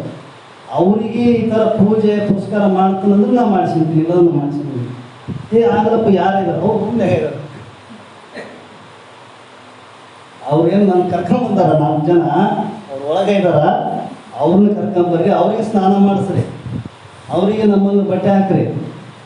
ಅವ್ರಿಗೆ ಹೆಂಗೆ ಪೂಜೆ ಮಾಡಿದ್ರೆ ನನಗೆ ಹೆಂಗೆ ಪೂಜೆ ಮಾಡ್ತಾರೆ ಅವರಿಗೆ ಮಾಡಿದರೆ ನಾ ಮಾಡಿಸಿರ್ತೀನಿ, ಇಲ್ಲ ನಾವು ಅಲ್ಲಿ ಅಂದ್ರೆ ಆಯ್ತಪ್ಪ ತುಂಡು ಮಾಡಿಸಾಕ್ತಾನೆ ತುಕಾರಾಮ. ಇವತ್ತು ನಾವು ಸಾಕ್ತೀವಿ ಅಂತ ನಾವು ಯಾಕೆ ಬಂದೀವಿ ಅಂತ ಹೇಳಬೇಕಲ್ಲ. ಅವಾಗ ಅವ್ರು ಶ್ರೀಮಂತರನ್ನ ಆಯ್ತಪ್ಪ ನೀವು ನಿಮ್ಮ ಮಾತಿನಂತೆ ಆಗಂತ ಅವ್ರು ಹೋಗಿ ಕರ್ಕೊಂಬಂದ್ರೆ ಗದ್ದಾಗ ನಡೆಯುತ್ತಿದ್ರಂತ. 4 ಜನ ಕರ್ಕೊಂಬಂದು ಅವ್ರಿಗೆ ಸ್ನಾನ ಮಾಡಿಸಿದರು. ಸ್ನಾನ ಮಾಡಿಸಿ ಅವ್ರಿಗೆ ಪೀಠ ಹಾಕಿ ಅವ್ರಿಗೆ ಈ ರೀತಿಯಿಂದ ಪೂಜೆ ಮಾಡಿದ್ರಂತ. ಅವಾಗ ಅವ್ರಿಗೆ ಗೊತ್ತಾಯ್ತು ಶ್ರೀಮಂತರಿಗೆ. ಅವಾಗ ಹೇಳಿದ್ರಂತವ್ರು ತುಕಾರಾಮ್ನವ್ರಿಗೆ, ಹೇಳಿ ಆ ಕಳ್ಳರು ತಾತ ಮಾತಾಡಿದ್ರಂತ. ಈ ಹೆಂಗ ಕುರಿಗೆ ಬಲಿ ಕೊಡೋಕ್ಕಿಂತ ಮೊದಲು ಪೂಜೆ ಮಾಡ್ತಾರ, ಎಲ್ಲ ಹಾರ ಹಾಕ್ತಾರ, ಈ ಬಿತ್ತಿಸ್ತಾರ, ಕುಂಕುಮಿಸ್ತಾರ, ಹಂಗ ನಮಗೆಲ್ಲ ತಯಾರು ಮಾಡಿ ಆಮೇಲೆ ಕಡಿತಾರ ಅನ್ನೋದು. ನಮ್ಮನ್ನ ಕಡಿತಾರೆ ಇವರು ಅಂತ ಇವ್ರು ತಾತಾವೆ ಮಾತಾಡ್ಕೊಂತಿದ್ರು. ಅವಾಗ ಶ್ರೀಮಂತ ಹೇಳಿದ್ರಂತ, ನೀವು ಯಾವ ಕೆಲಸಕ್ಕೆ ನೀವು ಬಂದಿರಿ ಆ ಕೆಲಸ ನೀವು ಮಾಡ್ಕೇರಿ, ಕಳ್ತನಕ್ಕೆ ಬಂದಿರ ಅಂಬದು ಗೊತ್ತಾಯ್ತು ನನಗೆ. ಏನು ಬೇಕು ಅದೆಲ್ಲ ತಗೊಂಡು ಹೋಗ್ರಿ, ಆದರೆ ನಿಮ್ಮಂಥ ಪುಣ್ಯಾತ್ಮರಿಂದ ಇಂಥ ಸಂತರ ದರ್ಶನ ನನಗಾಯ್ತಲ್ಲ ಅದೇ ನನ್ನ ದೊಡ್ಡ ಭಾಗ್ಯ ಅಂತ ಅವ್ರು ಶ್ರೀಮಂತ. ಅವಾಗ ಆ ಒಂದು ದೃಷ್ಟಾಂತ ಯಾಕೆ ಹೇಳ್ತೀನಿ ಅಂದರೆ, ಇಂಥ ಪಾಪಿಷ್ಟನೇ ಇರಲಿ ಅವನ್ನ ಉದ್ಧಾರ ಮಾಡುವಂಥ ಸಾಮರ್ಥ್ಯ ಯಾರಿಗಲ್ಲ ಅಂದರೆ ಒಬ್ಬ ಸಂತನಿಗೆ. ಅದಕ್ಕಾಗಿ ಅಂಥ ಸಂತರ ವಾಕ್ಯಗಳಲ್ಲಿ ನಾವು ವಿಶ್ವಾಸ ಇಟ್ಟಾಗ, ನಂಬಿಕೆ ಇಟ್ಟಾಗ ನಾವೇನಾಗ್ತೀವಿ ಅಂದರೆ ಈ ಜನ್ಮವನ್ನು ದೊಡ್ಡ ಹೊಂದಕ್ಕೆ ಮತ್ತು ಈ ಜನ್ಮದ ಪರಮ ಪ್ರಯೋಜನವಾಗಿರುವಂಥ ಮೋಕ್ಷವನ್ನು ಪಡೆಯಲಿಕ್ಕೆ ಸಾಧ್ಯ ಆಗ್ತದೆ. ಅದಕ್ಕೆ ಪರಮ ಪ್ರಯೋಜನವಾಗಿರುವಂಥದ್ದು ಯಾವುದಪ್ಪ ಅಂದರೆ ಚತುರ್ವಿಧ ಮೋಕ್ಷ ಪುರುಷಾರ್ಥಗಳಲ್ಲಿ ಮೋಕ್ಷವೇ ಪರಮ ಪ್ರಯೋಜನವಾಗಿದೆ. ಅಂದರೆ ಈ ಜನನ ಮತ್ತು ಮರಣ ರೂಪವಾದ ಈ ಸಂಸಾರ ಚಕ್ರದಿಂದ ಬಿಡುಗಡೆ. ನಾವೆಲ್ಲರಿಗೂ ಏನು ಉದ್ದೇಶ ಅದ? ದುಃಖರಹಿತವಾದಂಥ ಕೇವಲ ಅಚ್ಚ ಸುಖದಿಂದ ನಾವಿರಬೇಕನ್ನೋದೇ ನಮ್ಮೆಲ್ಲರ ಅಭಿಪ್ರಾಯ ಅದ. ದುಃಖ ನಮ್ಗೆ ಯಾರಿಗೂ ಬೇಡ ಆಗ್ಯದ, ಸುಖ ಒಂದೇ ಬರಬೇಕು. ಆ ಸುಖ ಹೆಂಗಿರಬೇಕು? ನಮ್ಮನ್ನು ಬಿಟ್ಟು ಅಗಲಿರಬಾರ್ದು. ಅಂಥ ಸುಖ ನಾವು ಪಡಿಬೇಕಾಗಿತ್ತಪ್ಪ ಅಂತಂದರೆ ನಮ್ಮನ್ನು ನಾವು ತಿಳಿಬೇಕಾಗಿತ್ತಪ್ಪ ಅಂತಂದರೆ ಆ ಸಂತರ, ಆ ಮಹಾತ್ಮರ ಕೃಪೆ ನಮಗಾಗಬೇಕು. ಅದು ಯಾವಾಗ ಸಾಧ್ಯ ಆಗ್ತದೆ? ನಿಜಗೊಂಡು ಅದಕ್ಕೆ ಭಾಳ ಸ್ಪಷ್ಟ ಹೇಳಿದರು. ಕೇಳಿದಾಗ ನಾವು ಅದನ್ನು ಆಚರಣೆಯಲ್ಲಿ ತಂದೀವಪ್ಪ ಅಂತಂದರೆ ಅದು ನಮಗೆ ಸಾಧ್ಯ. ಹೆಂಗೆ ಕೇಳಿಬಿಟ್ಟಿವಿ ಅಂದ್ರೂ ಪ್ರಯೋಜನ ಆಗೋದಿಲ್ಲ. ಮಹಾತ್ಮ ಹೆಂಗಪ್ಪ ಅಂತಂದರೆ ನಮಗೊಂದು ದಿವ್ಯವಾಗಿರುವಂಥ ಒಂದು ಜ್ಞಾನವೆಂಬ ದೀಪವನ್ನು ಕೊಡ್ತಾರೆ. ಅವರು ಜ್ಞಾನದ ದೀಪವನ್ನು, ಅದನ್ನು ನಾವು ಅವ್ರಿಗೆ ಹೇಳಿದಂತೆ ನಾವು ಅದನ್ನು ಕೃತಿಯಲ್ಲಿ ತಂದ ಅದರ ಉಪಯೋಗ ಮಾಡಿಕೊಂಡಿವಪ್ಪ ಅಂತಂದರೆ ಅದು ನಮ್ಮನ್ನು ಏನು ಮಾಡ್ತದೆ ಅಂದರೆ ಈ ದುಃಖಮಯವಾಗಿರುವಂಥ ಸಂಸಾರ ಚಕ್ರದಿಂದ ನಮ್ಮನ್ನು ಬಿಡುಗಡೆ ಮಾಡುವಂಥ ಸಾಮರ್ಥ್ಯ ಅದ. ಯಾರೋ ಗುರುಗಳಲ್ಲಿ ಹೋಗಿ ಏನಪ್ಪ ಅಪ್ಪ ನನಗೆ ಹಿಂಗೆಲ್ಲ ದುಃಖ ಆಗ್ಯಾವ, ಈ ದುಃಖದಿಂದ ನನಗೆ ಬಿಡುಗಡೆ ಮಾಡುವಂಥ ಉಪಾಯವನ್ನು ಹೇಳಂತಂದಾಗ ಏನು ದುಃಖ? ಏನಪ್ಪ ನಾ ಎಲ್ಲಿ ಬಂದರೂ ಅಲ್ಲಿ ಎಡವೆ ಬಿಡ್ತೀನಿ, ಭಾಳ ದುಃಖ ಆಗ್ಯದ ನನಗೆ, ಸೊ ನಾನನ್ನ ಬಿಡ್ತೀನಿ, ಇಲ್ಲ ಇನ್ನೊಬ್ಬರನ್ನ ಬಂದು ನನಗೆ ಕೆಡುತ್ತಾರೆ, ಈ ರೀತಿಯಿಂದ ದುಃಖದಾಗ ನಾನು ನೀಡಿ ಅಂತಂದಾಗ ಗುರುಗಳು ಒಂದು ಉಪಾಯ ಮಾಡಿ ಒಂದು ಕಂದಿಲ್ ಕೊಡ್ತಾನೆ. ಕಂದಿಲ್ ಅವಾಗೆಲ್ಲ ಇರ್ತಿದ್ರು ನೋಡ್ರಿ ಮೊದಲು ಹಳೆ ಕಾಲದಾಗ ಕಂದಿಲಿ ಕೊಟ್ಟರು. ಅವ್ರು ಹೇಳಿದ್ರಂತ, ಈ ಕಂದಿಲಿ ಇಟ್ಕೋತಮ್ಮ, ನೀ ಎಲ್ಲಿಗೆ ಹೋಗ್ಬೇಕಾದ್ರೆ ನಮ್ಮ ಜೊತೆಗೆ ಇಟ್ಕೋ, ಇನ್ನು ಮುಂದೆ ನಿನಗೆ ಆ ದುಃಖ ಬರಂಗಿಲ್ಲ ಅಂತ ಹೇಳಿದ್ರು. ನಾವು ಆಯ್ತು ಗುರುಗಳು ಹೇಳ್ಯಾರ ಅಂತ ತಿಳ್ಕೊಂಡು ಆ ಕಂದಿನ ಕಾಯಿ ಹಿಡ್ಕೊಂಡು ದಾರಿ ಹಿಡ್ಕೊಂಡು ಹೊಂಟಾವ. ಹೋಗ್ತಾ ದಾರಿಯಾಗ ಏನಾಗಿತ್ತು ಅಂದ್ರೆ ಆ ಒಂದು ಕಂಬ ಇತ್ತು, ಆ ಕಂಬಕ್ಕೆ ಹೋಗಿ ಬಿಟ್ಟಿದ್ರು. ಇವನ ಹೋಗಿ ಆ ಕಂಬಕ್ಕೆ ಬಂದಿತ್ತು. ಅವಾಗ ಅಂದಂತ ಗುರುಗಳು ಹೇಳ್ಯಾರ, ಕಂದಿಲಿ ಕೊಟ್ಟಾರ, ನಿನಗಿನ್ನ ದುಃಖ ಆಗಂಗಿಲ್ಲ ಅಂತ ಹೇಳ್ಯಾರ, ಮತ್ತು ಈ ಕಂದಿಲಿ ಕೈಯಾಗಿದ್ರು ಕೂಡ ನಾನು ಕಂಬಕ್ಕೆ ಕೂತೀನಿ ಅಂದಮೇಲೆ ನನಗೆ ಅದು ದುಃಖ ಆಯ್ತದ, ಇದ್ರಾಗ ಏನೋ ಒಂದು ತಪ್ಪು ಆಗ್ಯೋದಲ್ಲ ಅಂತ ತಿಳ್ಕೊಂಡು ಹಿಂಗೆ ಯಾಕೆ ಆಯಿತು ಅಂತ ಚಿಂತೆ ಮಾಡಿದ್ರೆ ಎದುರಿಗೆ ಒಬ್ಬನು ಬಂದು, ಹೌದು ಕಂದಿಲೇನು ಕೊಟ್ಟಾರ ಖರೆ, ಆದ್ರೆ ಕಂದಿಲಿಗೆ ಒಳಗಿರ್ತೊಂದು ಬತ್ತಿನಿ ಹಚ್ಚಿಲ್ಲ, ಮತ್ತು ಅದಕ್ಕೇನು ಪ್ರಯೋಜನ? ಕಂದಿಲೇನು ಹಿಡಿದಿದ್ದು ಖರೆ, ಅದಕ್ಕೆ ಬತ್ತಿನೇ ಹಚ್ಚಿಲ್ಲ, ಮತ್ತು ಇದು ಕಂಬ ಆಯಿತು ಏನು ಕಲ್ಲಾಯಿತು ಅಂತ ನಿಮ್ಗೆ ಹೆಂಗೆ ಗೊತ್ತಾಗಲ್ಲ. ಅದ್ರಾಗ ನಾವು ಕಂದಿಲಿನೂ ಹಿಡಿದೀವಿ ಖರೆ, ಶಾಸ್ತ್ರನೂ ಕೇಳಿದ್ವಿ, ನಾವು ಆಚರಣೆ ತರದೇ ಇಲ್ಲ ಅಂದರೆ ಆ ದುಃಖದಿಂದ ಬಿಡುಗಡೆ ಆಗಿಲ್ಲ. ಅದಕ್ಕೆ ಆಚರಣೆ ಬೇಕು. ಅದಕ್ಕೆ ಏನು ಹೇಳಿದ್ರು ಅವರು? ಕಂದಿಲೂ ಬೇಕು, ಅದರ ಒಳಗೆ ದೀಪನೂ ಬೇಕು. ಇವೆರಡಿದ್ರೆ ಸಾಕೇನು? ಕಂದಿಲಿನೂ ಹಚ್ಚಿದ, ಕಂದಿಲಿನೂ ಕೈಯಾಗಿ ಹಿಡ್ಕೊಂಡ, ದೀಪನೂ ಹಚ್ಚಿದ, ಮತ್ತೆ ಹೋಗಿ ಇನ್ನೊಬ್ರಿಗೆ ಕೊಟ್ಟಿದ್ದವು. ಅವಾಗ ಅಂತ ಇಷ್ಟೆಲ್ಲ ಕಂದಿಲೂ ಹಚ್ಚಿನಿ, ಮತ್ತು ಕಂದಿಲೂ ಕೈ ಒಳಗಾದ, ಮತ್ತು ನಾನು ದೀಪನೂ ಹಚ್ಚಿನಿ, ಮತ್ತೆ ಯಾಕೆ ನನಗೆ ದುಃಖ ಆಯಿತು ಅಂದರೆ ತಾನೇ ಕಣ್ಣು ಮುಚ್ಚಿದ್ದವು. ಅದ್ರಾಗ ನಾವು ಎಲ್ಲನೂ ತಿಳಿದ್ವಿ, ಖರೆ ಎಲ್ಲನೂ ವಿಚಾರ ಮಾಡಿದ್ದೀವಿ, ಗುರುಗಳು ಹೇಳಿದ್ರು ಕೇಳಿದ್ದೀವಿ, ತಿಳ್ಕೊಂಡಿವಿ. ಅದ್ರಾಗ ತಿಳಿಯುವಂಥ ಸಮಯದೊಳಗೆ ನಮ್ಮ ಆಚರಣೆಯಲ್ಲಿ ನಾವು ತಂದುಕೊಳ್ಳದೇ ಇದ್ದರೆ ಮತ್ತೇನಾಗ್ತದಪ್ಪ ಅಂದ್ರೆ ನಮ್ಮ ಕಣ್ಣು ನಾವು ಮುಚ್ಚಿದಂಗೆ ಆಗ್ತದೆ. ಅದಕ್ಕೆ ಎಷ್ಟು ಕೇಳೋದು ಎಷ್ಟು ಮುಖ್ಯ ಅದ, ನಮಗೆ ತಿಳಿದಂತೆ ನಾವು ಆಚರಣೆ ಬದ್ಧರಾಗಬೇಕು. ಅದಕ್ಕೆ ನಿಜವಾಗ್ಲೂ ಇಂಗಿತ ಅರಿತು ನಡೆವನ್ನೇ ಬಂದವನು ಅನ್ನುವಂತೆ ನಾವು ಪ್ರತಿಯೊಂದು ವಿಚಾರದಲ್ಲಿ ಯಾವುದೇ ವಿಷಯ ಇರಲಿ ಮಹಾತ್ಮರು ಹೇಳುವಂಥ ವಾಕ್ಯದಲ್ಲಿ ನಾವು ತಿಳಿದು ಅದರಂತೆ ನಾವು ಆಚರಣೆ ಬದ್ಧರಾಗಬೇಕಪ್ಪ ಅಂತಂದರೆ ನಮ್ಮ ಈ ಒಂದು ಕೊಟ್ಟು ಬಂದಂಥ ಈ ನರಜನ್ಮ ಏನದ ಶ್ರೇಷ್ಠವಾಗಿರುವಂಥ ಮನುಷ್ಯ ಜನ್ಮ, ಇದನ್ನು ನಾವೇನಾಗ್ತದೆ ಇದರ ಲಾಭವನ್ನು ಪಡಲಿಕ್ಕೆ ಸಾಧ್ಯ ಅದ. ಇದರ ಲಾಭ ಏನದ, ನಿನ್ನನ್ನು ನೀ ತಿಳಿಯೋದದ. ನಿನ್ನ ನೀ ತಿಳಿದೆ ಅಂದ್ರೆ ಅದಕ್ಕಿಂತ ಹೆಚ್ಚಿನ ಪುಣ್ಯ ಇಲ್ಲ, ನಿನ್ನದ ನೀ ಅಂತಂದರೆ ಅದಕ್ಕಿಂತ ದೊಡ್ಡ ಪಾಪ ಇಲ್ಲ ಅಂತ ಮಹಾತ್ಮರು ಹೇಳ್ತಾರೆ. ಯಾಕಂದರೆ ಅನೇಕ ಪಾಪಗಳಲ್ಲಿ ದೊಡ್ಡ ಪಾಪ ಯಾವುದಪ್ಪ ಅಂದರೆ ದೇಹಾತ್ಮಬುದ್ಧಿಜಂ ಮಹಾಪಾಪಂ ನ ತದ್ಗೋವದ ಕೋಟಿಭಂ ಆತ್ಮಬುದ್ಧಿಜಂ ಮಹಾಪುಣ್ಯಂ ನ ಭೂತಂ ನ ಭವಿಷ್ಯತಿ ಅಂತ ಒಂದು ಶ್ಲೋಕ ಹೇಳ್ತದೆ. ಈ ಶರೀರ ಆತ್ಮ ಅಲ್ಲ, ಇದು ಹುಟ್ಟ್ಯದ, ನಾಶ ಆಗೋದು ಶರೀರ ಒಂದು ದಿವಸ ನಾಶ ಆಗದೆ. ನಾವು ಶಾಸ್ತ್ರ ಕೇಳಿದ್ರೂ ನಾಶ ಆಗ್ತದೆ, ಕೇಳದೇ ಇದ್ರೂ ನಾಶ ಆಗ್ತದೆ. ಆದರೆ ಶರೀರಕ್ಕೆ ನಾಶ ಆದರೆ ಹೊರತು ಒಳಗಿರುವಂಥ ಆತ್ಮನಿಗೆ ನಾಶ ಇಲ್ಲ. ಅಂಥ ಆತ್ಮನೇ ನಾನು ಅಂತ ನಾವು ತಿಳಿದಾಗ ಈ ಶರೀರಕ್ಕೆ ಆಗುವಂಥ ಸುಖ ದುಃಖಗಳಿಂದ ವಿವೇಕಿಶಾಲಿ ಬುದ್ಧಿವಂತನಾದಂಥವನು ಬಿಡುಗಡೆಯನ್ನು ಹೊಂದುತ್ತಾನೆ. ಯಾವಾಗಂದ್ರೆ ಈ ಶರೀರ ಇರುವಾಗಲೇ. ಅದಕ್ಕಿಂತ ದೊಡ್ಡ ಪುಣ್ಯ ಇಲ್ಲ. ದೇಹದಲ್ಲಿ ಆತ್ಮಬುದ್ಧಿಯನ್ನು ಮಾಡಿದೆವಪ್ಪ ಅಂದ್ರೆ ಅದಕ್ಕಿಂತ ದೊಡ್ಡ ಪಾಪ ಅಲ್ಲ. ಕೋಟಿ ಆಕಳನ್ನು ಕೊಂದರೂ ಕೂಡ ಆ ಪಾಪದ ಬಿಡುಗಡೆಯನ್ನು ಮಾಡಿಕೊಳ್ಳಬಹುದು, ಏನು ದೊಡ್ಡ ವಿಷಯ ಅಲ್ಲ. ಆದರೆ ದೇಹದಲ್ಲಿ ಆತ್ಮಬುದ್ಧಿಯನ್ನು ಮಾಡಿಕೊಂಡಪ್ಪ ಅಂದರೆ ಇದು ಮಹಾಪಾಪ ಅಂತ ಮಹಾತ್ಮರು ಹೇಳ್ತಾರೆ. ಮತ್ತು ನಿನ್ನನ್ನು ನೀ ತಿಳಿದಂದರೆ ಅದಕ್ಕಿಂತ ಶ್ರೇಷ್ಠವಾದ ಪುಣ್ಯ ಇಲ್ಲ. ನಾ ಭೂತೋ ನ ಭವಿಷ್ಯತಿ.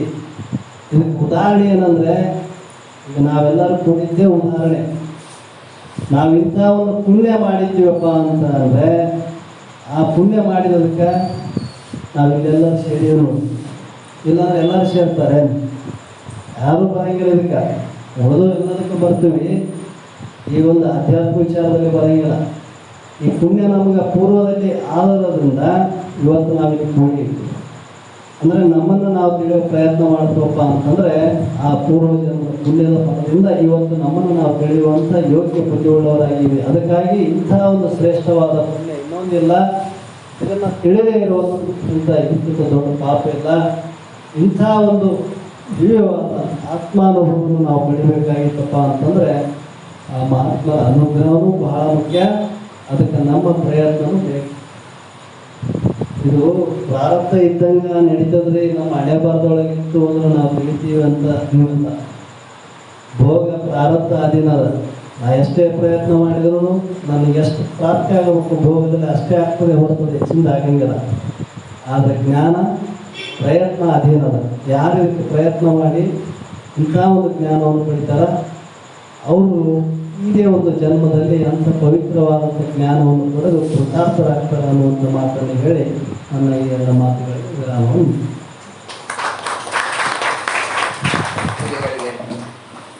ಸುಂದರವಾದ ದೃಷ್ಟಾಂತಗಳ ಮೂಲಕ ಇವತ್ತಿಗೆ ಅಧಿಕರವಾದ ವಿಷಯವನ್ನು ನಿರ್ಮಿಸಿರುವಂತಹ ಪ್ರಭು ಶರಣರು ಗುರುಗಳು ನಮ್ಮ ಕೈಯಲ್ಲಿ ಹಚ್ಚಿಕೊಟ್ಟಂಥ ದೀಪದ ಮೂಲಕ ಆ ಅಜ್ಞಾನಮಯವಾದ ಈ ಬದುಕಿನಲ್ಲಿ ಬೆಳಕನ್ನು ಕಾಣ್ತ ನಾವು ಮೋಕ್ಷದ ಕಡೆಗೆ ಸಾಗಬೇಕಾಗ್ತದೆ ಅನ್ನುವಂಥ ಹಿತೋಪದೇಶವನ್ನು ದಯಪಾಲಿಸಿರುವ ಪೂಜ್ಯರಿಗೆ ಧನ್ಯವಾದಗಳು. ಹಲವು ಮಾತೆಯನ್ನು ನೀನೊಲಿದು ಪಾದವನ್ನಿಟ್ಟ ನೆಲವೇ ಸುಕ್ಷೇತ್ರ, ಜಲವೇ ಪಾವನ ತೀರ್ಥ, ಸುಲಭ ಶ್ರೀ ಗುರುವೇ ಕೃಪೆಯಾಗು. ಒಂದು ಮದುವೆ ಸಮಾರಂಭದ ನಿಮಿತ್ತ ಪೂಜ್ಯರು ಯಮಲಾಪುರ ಗ್ರಾಮದ ಶ್ರೀಮಠಕ್ಕೆ ಆಗಮಿಸುವಂತಾಯಿತು. ಪೂಜ್ಯರು ಯಾವಾಗೆಲ್ಲ ಈ ಮಠಕ್ಕೆ ಬರ್ತಾರೋ ಅವಾಗೆಲ್ಲ ನಮಗೆ ತುಂಬ ಹರ್ಷವನ್ನು ಉಂಟು ಮಾಡ್ತದೆ. ಅದಕ್ಕೆ ಪ್ರಕೃತಿ ಕೂಡ ಇವತ್ತು ಸಾಥ್ ಕೊಟ್ಟು ಒಂದು ಮಳೆಯ ಅಮೃತ ಸಿಂಚನದ ಮೂಲಕ ಪೂಜ್ಯರನ್ನ ಈ ಶ್ರೀಮಠಕ್ಕೆ ಸ್ವಾಗತಿಸಿತು. ಅದರಂತೆ ತಾವೆಲ್ಲರೂ ಬಹಳ ಆಸಕ್ತಿಯಿಂದ ಪೂಜ್ಯರ ಆಶೀರ್ವಚನವನ್ನು ಕೇಳಬೇಕು ಅನ್ನುವಂಥ ಉದ್ದೇಶದಿಂದ ಮಠಕ್ಕೆ ಬಂದಿದ್ದೇವೆ. ತಮ್ಮನ್ನು ಮತ್ತೊಮ್ಮೆ ಸ್ವಾಗತಿಸ್ತಾ ಪೂಜ್ಯರಿಗೂ ಭಕ್ತಿಯ ಸ್ವಾಗತವನ್ನು ಕೊಡ್ತಾ ಇನ್ನು ಮುಂದೆ ಪೂಜ್ಯರಿಂದ ಆಶೀರ್ವದಿಸ್ತಾರೆ.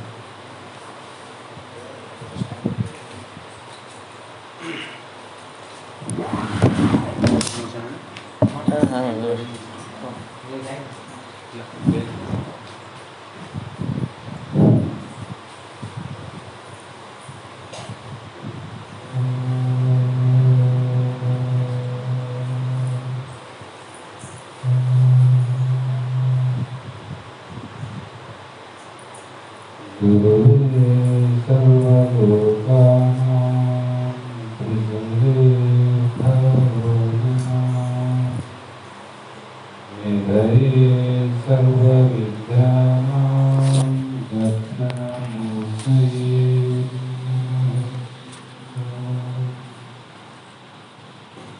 जगदादि जगद्गुरु अद्वैत सार्वभौम ಭಕ್ತರ ಕಲ್ಪವೃಕ್ಷ ಕಾಮಧೇನು ಸದ್ಗುರು ಸಿದ್ಧಾರೂಢ ಮಹಾಸ್ವಾಮಿಗಳ ಶ್ರೀ ಪಾದಕರ್ಮಗಳಿಗೂ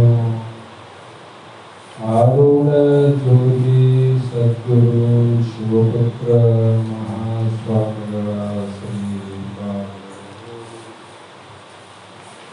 ಶ್ರೀ ಕ್ಷೇತ್ರದ ಒಡೆಯರು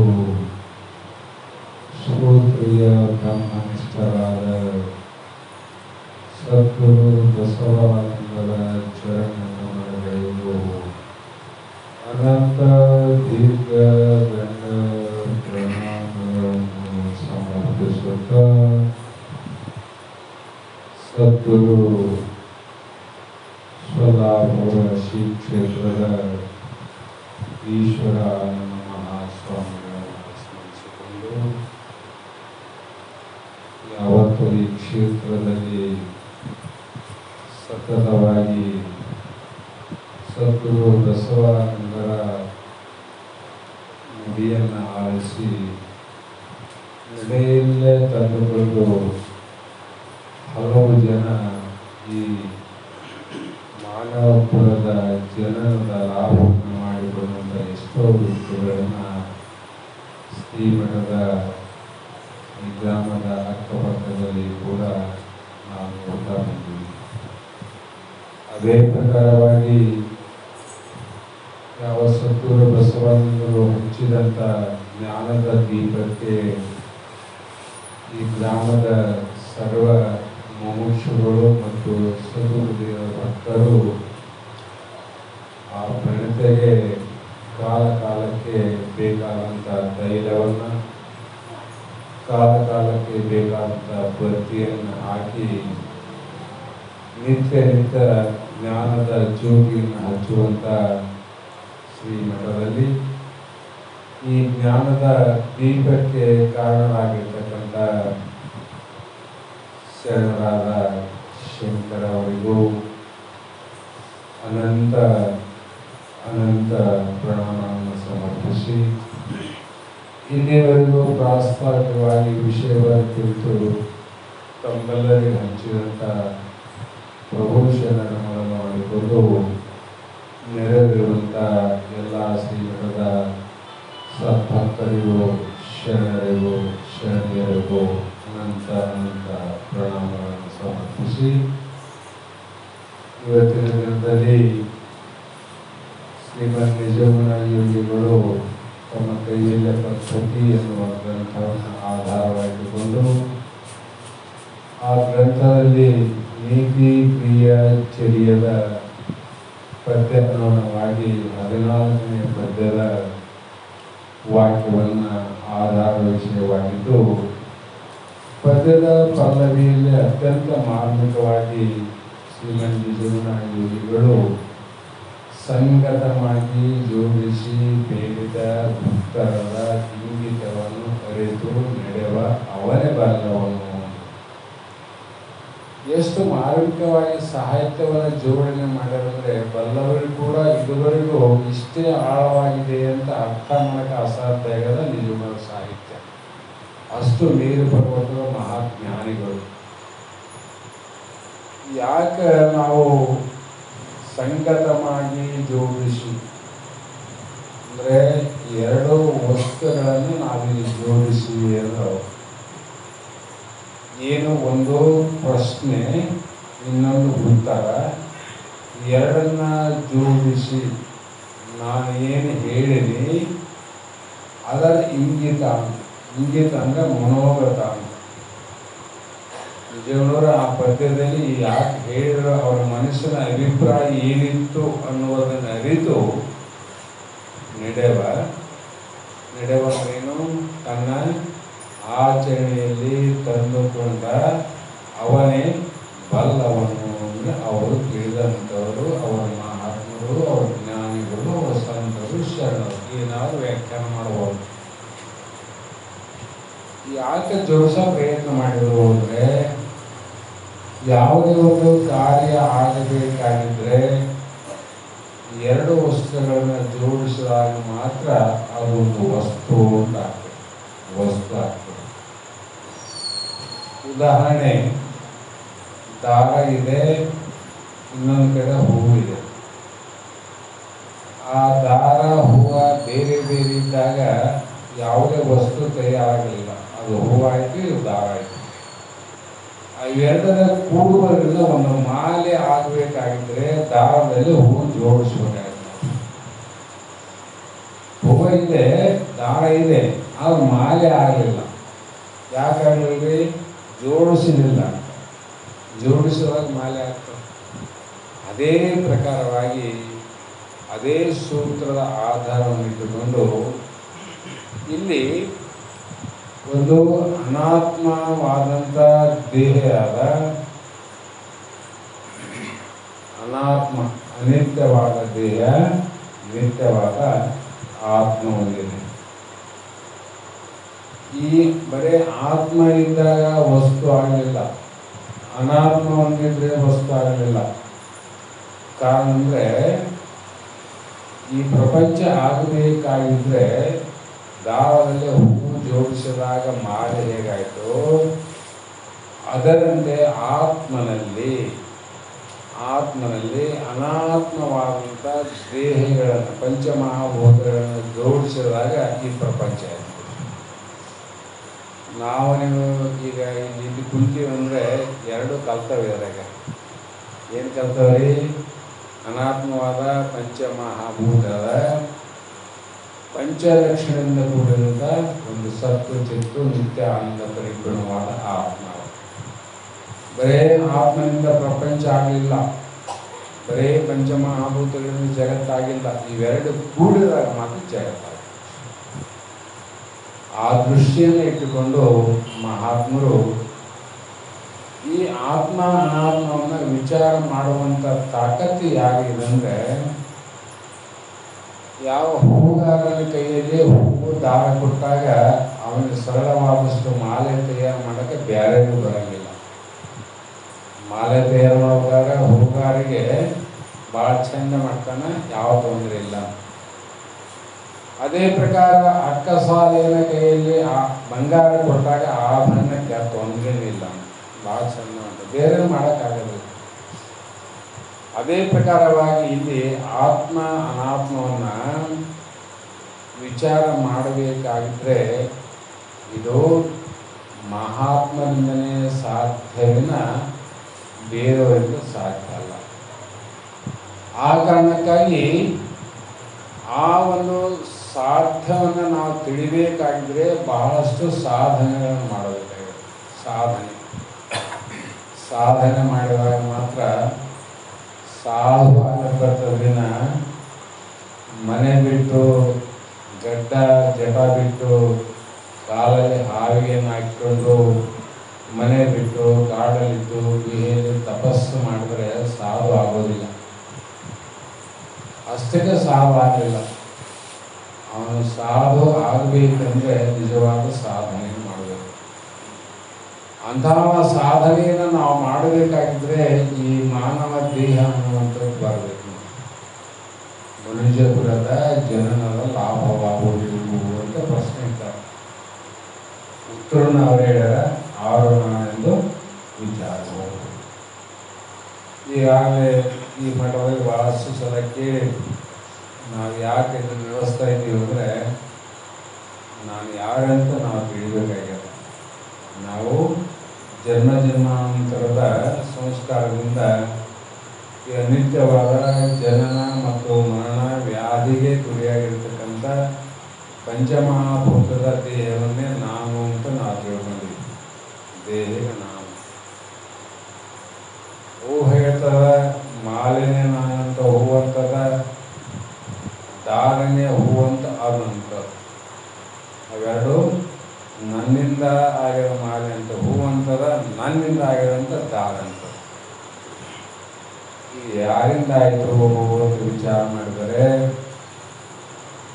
ಅಧಿಷ್ಠಾನವಾಗಿರ್ತಕ್ಕಂಥ ದಾರದ ಅಡಿಯಲ್ಲಿ ಹೂವುಗಳಾಗಿಲ್ಲ. ಆ ಹೂವು ಮಾಲೆಯಾಗಿ ನಿಲ್ಲಬೇಕಾಗಿದ್ರೆ ಅದಕ್ಕೆ ದಾರ ಬೇಕಂತ. ಭಾಳಷ್ಟು ಹೂವು ಒಂದು ಮಾಲೆ ಆಗಲಿಕ್ಕೆ ಸಾಧ್ಯ ಆದೇನು ಇಲ್ಲ. ಯಾಕಿಲ್ಲ ಅಂದರೆ ಆ ಹೂವುಗಳು ನಿಲ್ಲಬೇಕಾಗಿತ್ತು ಅಂದರೆ ಅದಕ್ಕೆ ಅಧಿಷ್ಠಾನವಾದ ಆಧಾರವಾದ ದಾರ ಬೇಕು. ಅದೇ ಪ್ರಕಾರವಾಗಿ ಅನಾತ್ಮವಾದಂಥ 25 ತತ್ವಗಳೇನಾವ ಈ ದೇಹದಲ್ಲಿ, ಅವಕ್ಕೆಲ್ಲವೂ ಆಧಾರವಾದದ್ದು ಯಾವುದು, ಅಧಿಷ್ಠಾನವಾದದ್ದು ಯಾವುದು ಅಂದರೆ ಅದು ಪರಮಾತ್ಮ ಅಂತ ವಿಚಾರ ಮಾಡೋದು. ಆ ದೇಹ ಹೇಳ್ತದ ಇದು ನನ್ನಿಂದನೇ ಆಗ್ಯದ ಅಂತ ಅದ ಅಂತದ.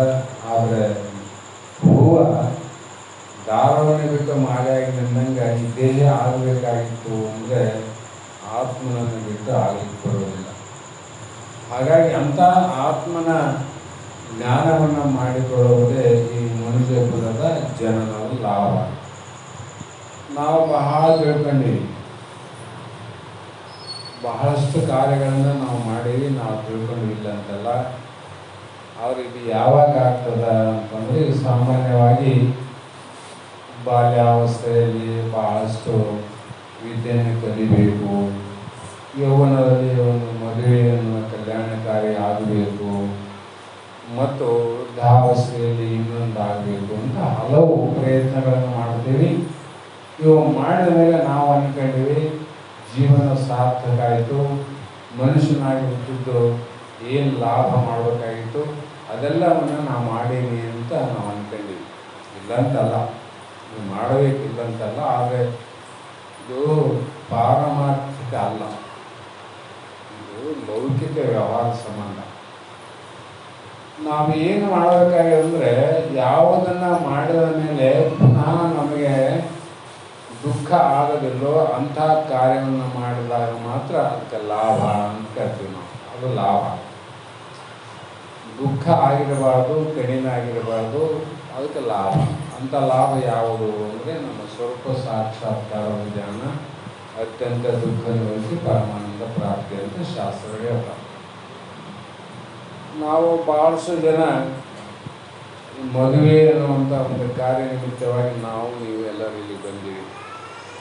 ಇದು ಕೂಡ ಪ್ರಪಂಚ ವ್ಯವಹಾರವಿನ ಪಾರಮಾರ್ಥದ ಕೊನೆ ಲಾಭ ಅಲ್ಲ, ಕೊನೆ ಲಾಭ ಅಲ್ಲ.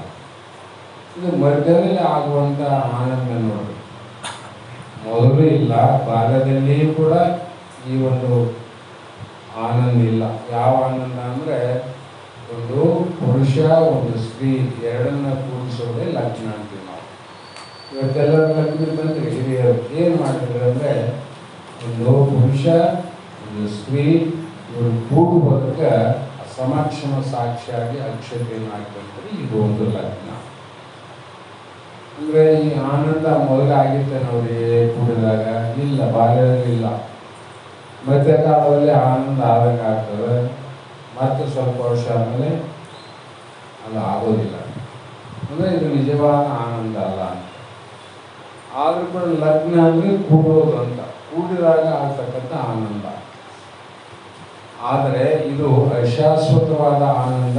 ಈ ಲಗ್ನ ಆದವರಿಗೆ ಮೋಕ್ಷದ ಆನಂದ ಆಗಿಲ್ಲ.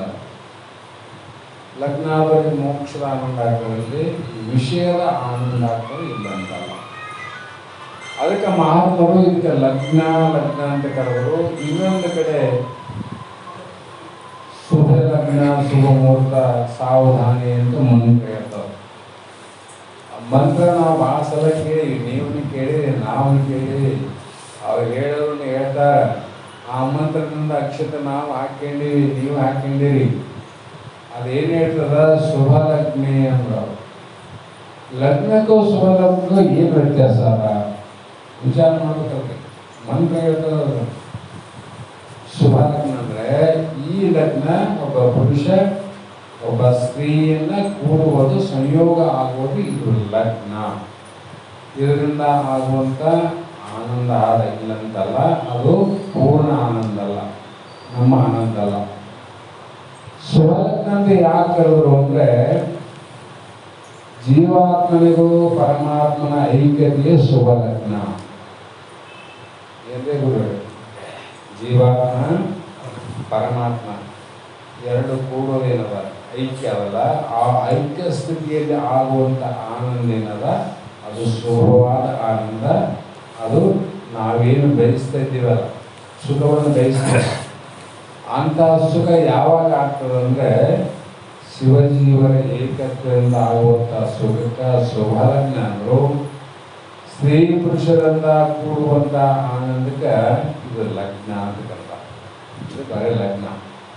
ಹಾಗಾಗಿ ನಾವು ಎಂಥ ಆನಂದವನ್ನು ಪಡಿಬೇಕು ಅಂದರೆ ಈ ಮನುಷ್ಯನಿಗೆ ಮಾತ್ರ ಇದು ಪಡಲಿಕ್ಕೆ ಸಾಧ್ಯ ಅಲ್ಲ, ಬೇರೆ ಜೀವರಾಶಿಗಳಿಗೆ ಇದನ್ನು ಪಡಲಿಕ್ಕೆ ಇಲ್ಲ, ಅವಕಾಶ ಇಲ್ಲ.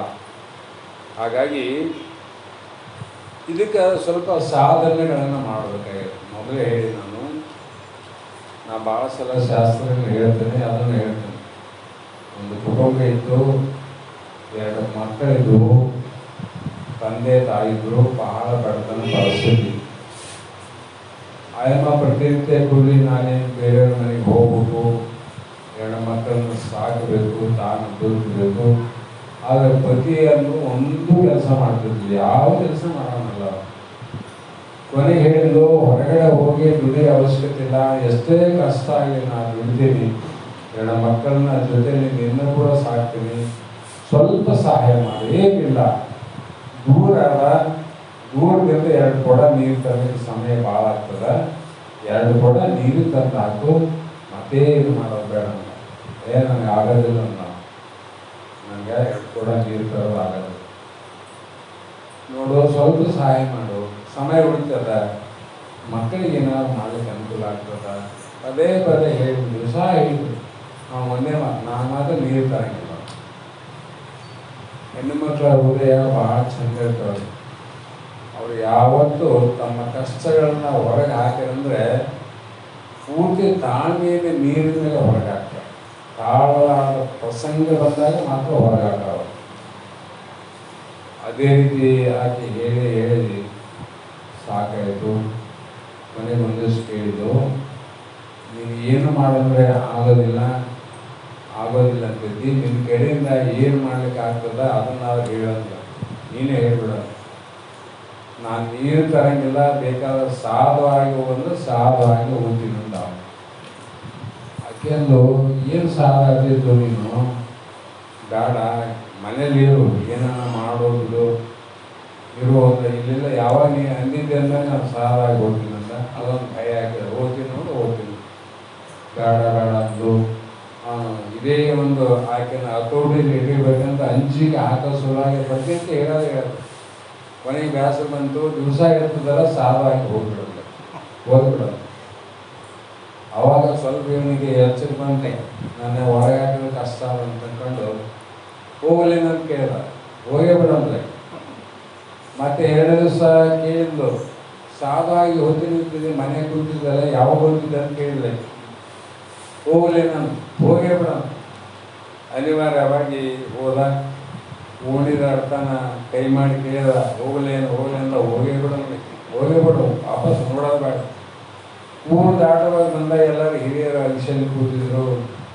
ಎಲ್ಲಿ ಕೂತಿರೋ ಅಂತ ಕೇಳಿದಾಗ, ಇಲ್ಲಪ್ಪ ನಾನು ಸಾಧಾತೀನಿ, ಸಾಧು ಆಗಿ ಹೋಗ್ಲಿಕ್ಕೆ ಊರಾಗ ಹಿರಿಯರು ನಂದ್ರು, ನಮ್ಮೂರಿಗೆ ಪೀಡನ ಐತಂತವ್ರು. ದುಡ್ಡಿನಾದ ಕುಂತು ತಿನ್ನವನು ಒಬ್ಬನೇ, ನಿನ್ನ ನೋಡಿ ಎಲ್ಲರೂ ಸೋಮಾರಿಗಳಾದವರು ಹೋಗಿ ಬಿಡಲ್ಲ, ಭಾಳ ಚಲೋ ಆಯ್ತು. ಅವನಿಗೆ ಬೇಡ ಅಂತ ಹೇಳೋದು ಒಬ್ಬರಲ್ಲಂಗೆ ಆಯ್ತು, ಎಲ್ಲರೂ ಹೋಗಲ್ಲ. ಅವಾಗ ಆ ಊರ ಪಕ್ಕದಲ್ಲಿ ಸುಮಾರು ಒಂದು 10 ಕಿಲೋಮೀಟರ್ ದೂರದಲ್ಲಿ ಒಂದು ಮಠ ಇತ್ತು, ಒಂದು ಬಸವಾನಂದ ಅಂತ ಒಂದು ಮಠ ಇತ್ತು. ಆ ಮಠಕ್ಕೆ ಹೋದಾಗ ಗುರುಗಳು ಈ ವ್ಯಕ್ತಿ ನೋಡಿದ್ರು, ಪಕ್ಕದ ಊರಲ್ಲಿದ್ದಂಗೆ ಕಾಣಿಸ್ತದ ಅಂತ ತಿಳ್ಕೊಂಡು, ಯಾವ ಊರು ಅಂತ ಕೇಳಿದಾಗ ಇಂಥ ಊರು, ಯಾಕೆ ಬಂದಿ ಅಂದರು. ಎಷ್ಟು ದಿನ ಇಲ್ಲೇ ಪಕ್ಕದಿಂದ ಒಂದ್ಸಲ ಬಂದಿಲ್ಲ, ಮುಖ ನೋಡಿಲ್ಲ, ಈಗ ಯಾಕೆ ಬಂದಿನಿ ಕೇಳಿದಾಗ ಇಲ್ರಿ ಗುರುಗಳೇ ನಾನು ಸಾಧುವಾಗಿ ಬಂದಿನಲ್ಲ, ಸಾಧುವಾಗಿ ಬಂದಿನಿ. ಚಲೋ ಆಯ್ತಲ್ಲ ಅಂತ ಮುಂದೇನಂದ, ನಾನು ಇಲ್ಲೇ ಇರ್ತೇನೆ ಅಂತ. ಆಯಿತು, ಇವತ್ತಿರು ಬೆಳಗ್ಗೆ ನಾವು ನೀವು ಸ್ವಲ್ಪ ಮಾತಾಡೋಣ. ಬೆಳಗ್ಗೆ ಆಮೇಲೆ ಗುರುಗಳು ಕರೆಸಿದ್ರು, ಎಲ್ಲಿ ಏನು ಮಾಡುತ್ತೆ ಅಂತ. ನಾನು ಇಲ್ಲೇ ಇರ್ತೇನಲ್ಲ ಅಷ್ಟೇ, ಅವ್ನಿಗೆ ಗೊತ್ತಿತ್ತು ಅಷ್ಟೇ, ಇರೋದು ಉಣ್ಣೋದು ತಿನ್ನೋದು ಅಷ್ಟೇ, ಮಾಡೋದು ಏನು ಗೊತ್ತಿಲ್ಲ ನನಗೆ. ಅವ್ರು ಗುರುಗಳು ಹೇಳಿದ್ರು, ಎಷ್ಟು ದಿನ ಅವ್ರು ಇರೋ, ಅವ್ರೆ 2 ಮಾತು ಕೇಳ್ಬೇಕಂತ. ಏನು ಹೇಳೋ ಮಾತಾದ್ರೆ ಎಷ್ಟಾದ್ರೂ ಕೇಳ್ತೀನಿ, ಮಾಡೋಂದ್ರೆ ಹಂಗಲ್ಲ ನಾವು ಮಾತು ಕೇಳ್ತೀನಿ. ಇಲ್ಲೆಲ್ಲ ನಮ್ಮ ಮಠದ ಮುಂದೆ ಒಂದು 40-50 ಗಿಡಗಳವ. ಆ ಗಿಡಗಳಿಗೆ ಪ್ರತಿನಿತ್ಯ ನೀರು ಹಾಕು, ಒಂದು 50-60 ಕೂಡ ನೀರು ತಂದು ಹಾಕು. ಅಲ್ಲಿ ಪುಟ್ಟಿ ಅವ, ಆ ಪುಟ್ಟಿ ತಗೋ, ಊರಾಗ ಹೋಗು, ಕಂತಿ ಭಿಕ್ಷೆ ಮಾಡು, ಪ್ರಸಾದ ಮಾಡು, ಆರಾಮಿರಲ್ಲ. ಅವನಿಂದ 2 ಕೂಡ ನೀರು ತರಲ್ಲ, ಅದಕ್ಕೆ ಸಾಧಾಗಿನಿ. 60 ಕೂಡ ನೀರು ತರಬೇಕು, ಊರು ತುಂಬ ಕಂತಿ ಭಿಕ್ಷೆ ಮಾಡಬೇಕು, ಇದೇನಪ್ಪ ಬಜೀತಿ ಅಂತ. ಆವಾಗ ಗುರುವಿನ ಆಜ್ಞೆ ಮತ್ತು ಒಂದೇ ಸಲ ಇಲ್ಲ ಬರೋಂಗಿಲ್ಲ, ನೋಡೋಣ ಪ್ರಯತ್ನ ಮಾಡೋಂತ ಪ್ರಾರಂಭ ಮಾಡಿದ. ಪ್ರತಿನಿತ್ಯ ನೀರು ಹಾಕೋದು, ಕಂತಿ ಭಿಕ್ಷೆ ಮಾಡೋದು ಹಿಡಿದು ಒಂದು 5-6 ದಿನಗಳೊಳಗಾಗಿ ಭಾಳ ಬೇಸರ ಬಂತು. ಯಾವಾಗ ಮಠ ಬಿಟ್ಟು ಹೋದಿನೋ ಅಂತ ಒಳಗಡೆ ಮನಸ್ಸು ಹೇಳ್ತಿತ್ತು, ಆದಷ್ಟು ಬೇಗ ಈ ಜಾಗ ಖಾಲಿ ಮಾಡೋ. ಒಂದಿನ ನಿರ್ಣಯ ಮಾಡಿದ, ಇವತ್ತು ಹೋಗೇ ಬಿಡಬೇಕು ಅಂತ ವಿಚಾರ ಮಾಡಿ ನೀರು ಹಾಕಿದ, ಭಿಕ್ಷೆ ಮಾಡಿದ, ಪ್ರಸಾದ ಮಾಡಿದ. ಕೊನೇ ಒಂದು ಕೊಡ ನೀರು ಹಾಕ್ಬೇಕಂತ ಕೊಡ ನೀರು ತುಂಬಿ ಎಣ್ಣೆ ಮೇಲೆ ಇಟ್ಕೊಂಡಿದ್ದ. ಆವಾಗ ಅಲ್ಲಿ ಒಂದು ರೀತಿಯ ಶಬ್ದ ಬಂತ, ಮಾತಾಡಿದಂಗೆ. ಅಲ್ಲಿ ನೋಡ್ತಾನೆ ಗುರುಗಳು ಇಲ್ಲ, ಬೇರೆ ಇಲ್ಲ, ಯಾರು ನಗ್ತಾರ ಅಂತ ತಿಳ್ಕೊಂಡು ಮೇಲೆ ನೋಡಿದಾಗ ಕೊಡ ಇಟ್ಟು, ನಾನೇ ನಿನ್ನ ಮಾತಾಡ್ಸೋದು. ನೋಡು, ಸಾಧುವಾಗಿ ಬಂದಿದ್ದಿಲ್ಲ, ಸರಿ ನೀವು ಹೋಗೋ ಪ್ರಯತ್ನ ಮಾಡಬೇಡ, ಸ್ವಲ್ಪ ಸಾವಧಾನ ವಿಚಾರ ಮಾಡು. ಏನು ವಿಚಾರ ಮಾಡ್ಬೋದು, ನನ್ನ ಕಡೆ ಇಷ್ಟೆಲ್ಲ ಕಷ್ಟಗಳು ಆಗೋದಿಲ್ಲ ಅಂತ. ನೋಡು, ನಾನು ಪೂರ್ವದಲ್ಲಿ ಮೊದಲು ಸಾಮಾನ್ಯ ಜನಗಳು ತಿರುಗಾಡುವಂಥ, ದನಗಳು ತಿರುಗಾಡುವಂಥ ಜಾಗದಲ್ಲಿ ಭೂಮಿಯಲ್ಲಿ ಮಣ್ಣಾಗಿದ್ದೆ. ಎಷ್ಟೋ ಜನ ತುಳಿದಾರೆ. ಕೊನೆಗೆ ಒಬ್ಬ ವ್ಯಕ್ತಿ ನನ್ನನ್ನು ಪರೀಕ್ಷೆ ಮಾಡಿ ಅದು ತೋಡಿ ಅಗಿದು ಕುಂಬಾರ ಅನ್ನುವ ವ್ಯಕ್ತಿ ಮಣ್ಣನ್ನು ತಗೊಂಡು ಹೋಗಿ ಆ ಮಣ್ಣನ್ನು ಮನೆ ಮುಂದೆ ಹಾಕಿ ಅದರ ನೀರನ್ನು ಹಾಕಿ ಎಷ್ಟೋ ಸಲ ಕಾಲದಲ್ಲಿ ತುಳಿದು ನನ್ನನ್ನು ಹದ ಮಾಡ್ಯಾರ. ನನಗೆ ಎಷ್ಟು ಕಷ್ಟ ಆಗಿರ್ಬೋದು. ಒಂದು ಹೆಜ್ಜೆ ನಾವು ಯಾರನ್ನ ತುಳಿದ್ರೆ ಎಷ್ಟು ಕಷ್ಟ ಆಗ್ತದ, ಇಷ್ಟೆಲ್ಲ ಕಷ್ಟವನ್ನು ಅನುಭವಿಸಿ ಅಷ್ಟಕ್ಕೆ ಬಿಡಲಿಲ್ಲ ಮಾರಾಯ. ತಿರುಗಿಯಲ್ಲಿ ಇಟ್ಟು ನನ್ನನ್ನು ಮಡಿಕೆಯನ್ನು ಮಾಡಿ, ಹಸಿ ಮಡಿಕೆಯನ್ನು ಬಿಸಿಲಿನಲ್ಲಿ ಒಣಗಿಟ್ಟ. ಈ ಬಿಸಿಲಿನ ತಾಪ ನಮ್ಗೆ ಎಷ್ಟಾಗುತ್ತೆ ನೋಡಿ, ಅಷ್ಟು ತಾಪವನ್ನು ಕೂಡ ನಾನು ಸಹಿಸ್ಕೊಂಡಿನಿ. ಆಮೇಲೆ ಅಷ್ಟಕ್ಕೂ ಬಿಡಲಿಲ್ಲ ಮಾರಾಯ. ಹಾಗೆಯೇ ಅಗ್ನಿಯನ್ನು ಹಚ್ಚಿ ಸುಡ್ತಾನ, ತುಂಬ ಸುಡ್ತಾನ. ಇಷ್ಟೆಲ್ಲ ಕಷ್ಟವನ್ನು ನಾನು ಸಹಿಸಿಕೊಂಡು ಇರುವ ಕಾರಣ ಇವತ್ತು ನಾನೇನಾಗಿನಂದರೆ ಕೊಡಾಗಿಲ್ಲ. ಆ ಕೊಡ ಎಲ್ಲದ ಈಗಂದರೆ, ಯಾವನ ಪಾದದಲ್ಲಿ ಇರುವಂಥ ಒಂದು ಮಣ್ಣು ಇವತ್ತು ನಿನ್ನಂಥ ಮನುಷ್ಯನ ಹೆಗಲ ಮೇಲೆ ನಾನು ಮೆರಿತೀನಂದರೆ, ನಾನು ಈ ಸಾಧನ ಮಾರ್ಗದಲ್ಲಿ ಸಹಿಸಿಕೊಂಡಂಥ ಕಷ್ಟಗಳು ಬಹಳ ಅವತಮ್ಮ. ಸುಮ್ಮನೆ ಕೊಡಾಗಿಲ್ಲ ನಾನು. ಹಾಗಾಗಿ ಇವತ್ತ ನಿಮ್ಮಂಥವರ ಹೆಗಲ ಮೇಲೆ ನಾನು ಮೆರಿತೀನಿ.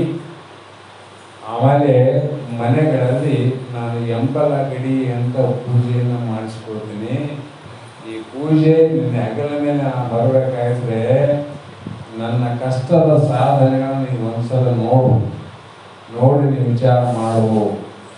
ಯಾಕಂದರೆ ಸಾಧು ಆಗಬೇಕಾದ್ರೆ ಸಾಮಾನ್ಯ ಮಾತಲ್ಲ ಅಂತ.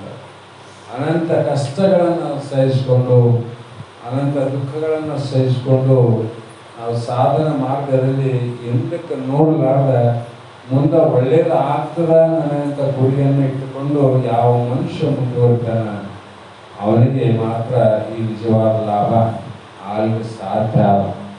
ಆವಾಗನೇ ನಮ್ಗೆ ಏನಾಗ್ತದಂದ್ರೆ, ಒಬ್ಬ ಮುನಿಗಳಲ್ಲಿ ಒಬ್ಬ ಬಾಲಕ ಬಂದ, ಮುನಿಗಳು ಕೂತಿದ್ರು. ಇಂಥ ಬಾಲಕ ಹೇಳಿದ, ರಮಣ ಮಹರ್ಷಿಗಳ ಅವರ ಹೆಸರು, ಇವಿಷ್ಟು ಧ್ಯಾನವನ್ನ ಸಾಧನೆಗಳನ್ನ ಎಲ್ಲವನ್ನ ಮಾಡ್ತೀರಿ, ಇದರಿಂದ ನೀವೇನು ಪಡ್ಕೊಂಡ್ರಿ ಅಂತೇಳಿ ಆ ಬಾಲಕ ಆ ಋಷಿಗಳನ್ನು ಕೇಳಿದೆ. ಏನು ಪಡ್ಕೊಂಡ್ರಪ್ಪ? ಲಾಭ ಬೇಕಲ್ಲ. ಮನುಷ್ಯ ಯಾರೇ ಇರಲಿ, ಲಾಭ ಇಲ್ಲದಂಥ ಕೆಲಸ ಯಾರೂ ಮಾಡಂಗಿಲ್ಲ, ಮಾಡೋಕ್ಕೂ ಆಗೋದಿಲ್ಲ. ಹೌದು, ನೀವು ಇಷ್ಟೆಲ್ಲ ಮಾಡ್ತಾರಲ್ಲ, ಏನು ಪಡ್ಕೊಂಡ್ರಿ, ಏನು ಲಾಭ ಆಯ್ತು ನಿಮ್ಗೆ ಅಂದಾಗ ಆ ಋಷಿಗಳು ಆ ಬಾಲಕನಿಗೆ ಹೇಳ್ತಾರ, ನೋಡು ಬಾಲಕ, ನಾನು ಏನು ಪಡ್ಕೊಂಡೆ ಅನ್ನೋದಕ್ಕಿಂತ ಜೀವನದಲ್ಲಿ ನಾನು ಕಳ್ಕೊಂಡಂತೆ ಭಾಳ ಅದ. ನಾವು ಪಡ್ಕೊಳ್ಳೋದಕ್ಕಿಂತ ಕಳ್ಕೊಂಡಂತೆ ಭಾಳ ಅದ. ಅವ ಬಾಲಕ ಎಂಥ ವ್ಯಕ್ತಿ ಹೇಳಿದ್ರಿ, ಎಲ್ಲರೂ ಮಹಾತ್ಮರು ದೊಡ್ಡವರು ಅಂತೇಳಿ ನಮಸ್ಕಾರ ಮಾಡ್ತಾರೆ. ನಿಮ್ಗೆ ಪಡ್ಕೊಳ್ಳೋಕೆ ಬಹಳ ಮಂದಿ ಪ್ರಯತ್ನ ಮಾಡ್ತಾರೆ. ಏನೇ ಮಾಡಲಿ ಪಡೆದುಕೊಳ್ಳೋದಕ್ಕೆ ಪ್ರಯತ್ನ ಮಾಡೋದು ಸತ್ಯವಾದ ಮಾತು. ಇವತ್ತು ಕಳ್ಕೊಳ್ಳೋಕೆ ಪ್ರಯತ್ನ ಮಾಡಿದ್ರೆ ನೀವು ಶಾಣೆರಿರೋ ಗಟ್ರಿರೋ ಅಂತ ಹುಡುಗ. ಹೌದಲ್ಲ? ಕಳ್ಕಕ್ಕೆ ಯಾವ ಪ್ರಯತ್ನ ಮಾಡ್ತಾರೆ? ಪಡ್ಕೊಳ್ಳೋಕೆ ಪ್ರಯತ್ನ ಮಾಡ್ತಾರೆ. ನೀವು ಕಳ್ಕೊಂಡಿರ್ತೀರಲ್ಲ, ಏನು ಕಳ್ಕೊಂಡ್ರಿ ಹೇಳಂದ. ನೋಡು, ನಾ ಏನು ಕಳ್ಕೊಂಡೆ ಅಂದರೆ, ನನ್ನಲ್ಲಿ ಇರುವಂಥ ಕಾಮ, ಕ್ರೋಧ, ಲೋಭ, ಮೋಹ ಇವೇನವ ಈ ಷಡ್ಗುಣಗಳ ವೈರಿಗಳನ್ನು ಕಳ್ಕೊಂಡಿನಿ. ಇವತ್ತು ಶಾಂತಿ, ಭೂತಿ ಅನ್ನುವಂಥ ಎಷ್ಟೋ ಸದ್ಗುಣಗಳನ್ನು ನಾನು ಪಡ್ಕೋಬೇಕಾಗಿತ್ತು. ಅಂದರೆ ಇವನ್ನ ನಾವು ಕಳ್ಕೋಬೇಕಾಗಿತ್ತು. ಇಷ್ಟೇ ಅಲ್ಲದೆ ನನಗೆ ಇರುವಂಥ ದೇಹದಲ್ಲಿರುವಂಥ ಮಮಕಾರ, ಮೋಹ, ಇನ್ನೂ ಅನೇಕ ಅಂಧಾಕಾರದ ವಿಚಾರಗಳನ್ನು ಕಳ್ಕೊಂಡಿನಿ. ಅದಕ್ಕೆ ಕೆಲವು ಜನ ಪಡ್ಕೊಂಡಾಗ ಶಾಂತಿ ಆಗ್ತಂದ್ರೆ ನಾನು ಕಳ್ಕೊಂಡಾಗ ಶಾಂತಿ ಆಗ್ಯದ. ಅಲ್ಲಿ ಪಡ್ಕೊಳ್ಳೋದು ಏನಿಲ್ಲ, ನಾವು ಮನುಷ್ಯರಾಗಿ ಪಡ್ಕೊಳ್ಳೋದೇನಿಲ್ಲ, ಪಡ್ಕೊಂಡ ಬಂದೀವಿ. ಏನು ಪಡ್ಕೊಂಡು ಬಂದೀವಿ? ಆ ಪರಮಾತ್ಮನೇ ಇಂಥ ಶರೀರವನ್ನು ರಚನೆ ಮಾಡಿ ಇದಕ್ಕೆ ಬೇಕಾದಂಥ ಎಲ್ಲವನ್ನು ಕೊಟ್ಟು ಬೆಳೆಸಿದ್ದಾನಂದರೆ ಇನ್ನೇನು ಪಡ್ಕೊಳ್ಳೋದೇನಲ್ಲ, ಮನುಷ್ಯತ್ವ, ಮೋಕ್ಷತ್ವ, ಮಹಾಜನ ಸಂಶಯ ಬಹುದುರ್ಲಭ. ಇದನ್ನ ಪಡ್ಕೊಳ್ಳೋದು ಬಹಳ ಮುಖ್ಯ ಅಲ್ಲ. ಹಾಗಾಗಿ ನಾವು ಮನುಷ್ಯ ಜನ್ಮ ಬಂದದ ಅಂಥ ಮಹಾತ್ಮರ ಸನ್ನಿಧಾನದಲ್ಲಿ ಮೋಕ್ಷದ ಅಪೇಕ್ಷ. ಯಾಕೆ ಸಾಕೆನಿಸದ, ಸವಿಯದ, ಬೇಕೆನಿಸದ, ಜೋಕೆ ಬಂದದ. ಎಂಥ ಸುಖ ಅದು? ಶಂಭುಲಿಂಗನ ಸುಖ. ಅದು ಯಾವಾಗಾಗ್ತದೆ? ಶಿವಜೀವರ ಏಕತ್ವದಿಂದ ಆಗುವಂಥ ಶುಭಲಗ್ನದಲ್ಲಿ ಆಗ್ತದೇನ.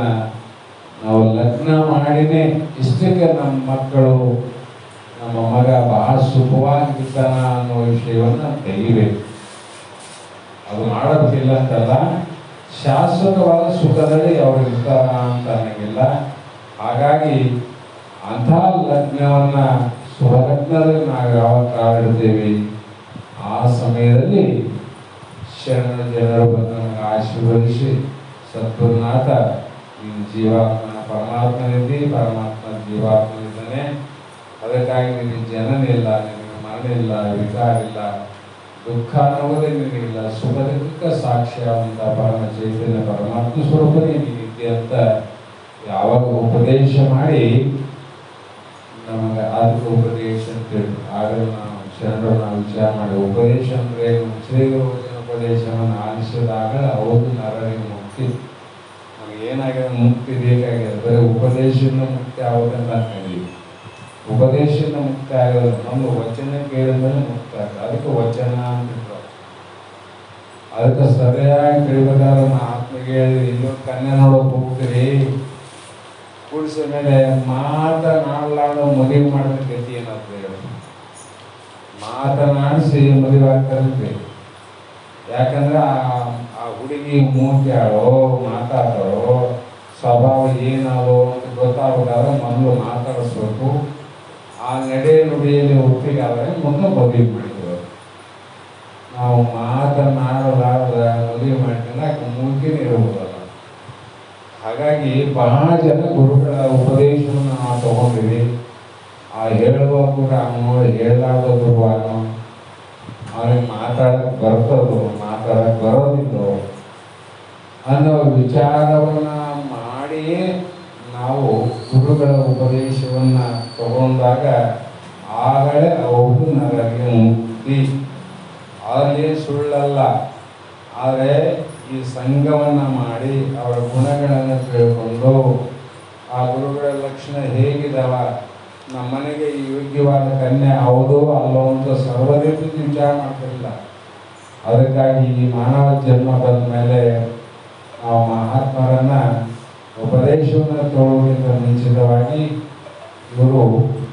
ಇವರಿಂದ ನಮ್ಮ ಉದ್ಧಾರ ಆಗ್ತದಿಲ್ಲೋ, ಕಲ್ಯಾಣ ಆಗ್ತದಿಲ್ಲೋ, ನನಗೆ ಮೋಕ್ಷ ಆಗ್ತದೋ ಇಲ್ಲೋ ಅಂತ ಯೋಗ್ಯತೆ ಇವರಿಗೆ ಆದೋ ಇಲ್ಲೋ ಅನ್ನುವಂಥ ವಿಚಾರವನ್ನು ಮಾಡಿ ಆಮೇಲೆ ಉಪದೇಶ ತಗೊಂಡಾಗ ನಿಜವಾಗಿ ಕೂಡ ಅಂತ ನಿರಾವಾರಿ ಸದ್ಗುರುಗಳು ಶಿಷ್ಯನಿಗೆ ಹೇಳೋದೇನೆಂದರೆ, ನೀನು ಪರಮಾತ್ಮ ಇದ್ದೆ ಅಂತ ಹೇಳಿದ್ಬಿಟ್ಟು ಯಾರು ಇನ್ನೊಂದು ಮಾತು ಹೇಳಿ, ನಾನೆಂಗ ಪರಮಾತ್ಮ ಆಗ್ತೀನಿ, ನಾ ದೇಹ ಹುಡ್ತೀನಿ ಸಾಯ್ತೀನಿ, ಮತ್ತು ಪರಮಾತ್ಮ ಹುಟ್ಟಿಲ್ಲ ಸಾವಿಲ್ಲ ಅಂಥದ್ದನ್ನ ನನಗೆ ಹೇಳ್ತಲ್ಲ ಅಂತ ಕೇಳಿದಾಗ ಶಾಸ್ತ್ರಗಳನ್ನು ಶ್ರವಣ ಮಾಡಬೇಕಾಯ್ತು.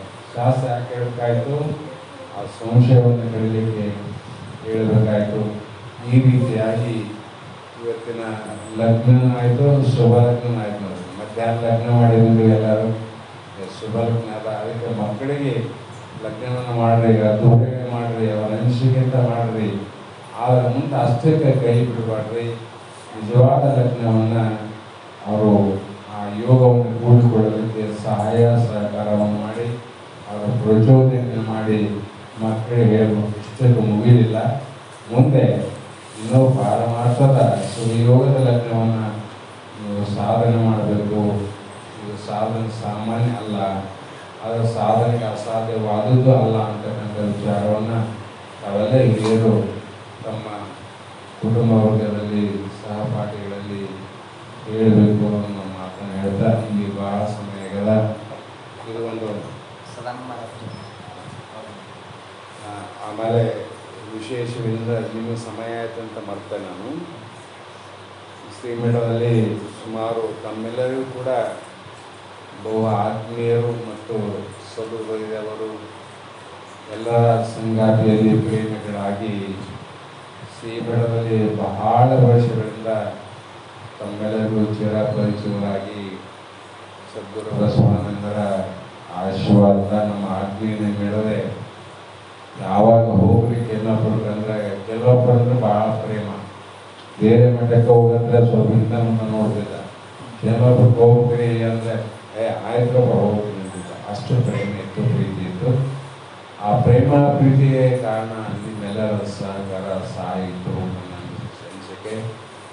ಆದರೂ ಕೂಡ ಶರೀರ ಯಾರಿಗೂ ಬಿಟ್ಟಿದ್ದಲ್ಲ, ಶರೀರ ಯೋಗಿಗಳು ಬಿಟ್ಟಿಲ್ಲ, ತ್ಯಾಗಿಗಳು ಬಿಟ್ಟಿಲ್ಲ. ಕೃಷ್ಣರು ಕೂಡ ಕೊನೆಯ ಗಾಂಧಾರಿ ಒಂದು ಪ್ರಸಂಗದಲ್ಲಿ ಶಾಪ ಕೊಟ್ಟರು. ಇಷ್ಟೆಲ್ಲ ನನ್ನ ಯುದ್ಧವನ್ನು ಮಾಡಿ ಮಕ್ಕಳನ್ನು ನಾಶ ಮಾಡಿಕೊಂಡು ಕಣ್ಣಾರು ನೋಡುವಂಥ ಈ ಕೃತ್ಯ ನಡೆದದ್ದು ನಿನ್ನಿಂದನೇ.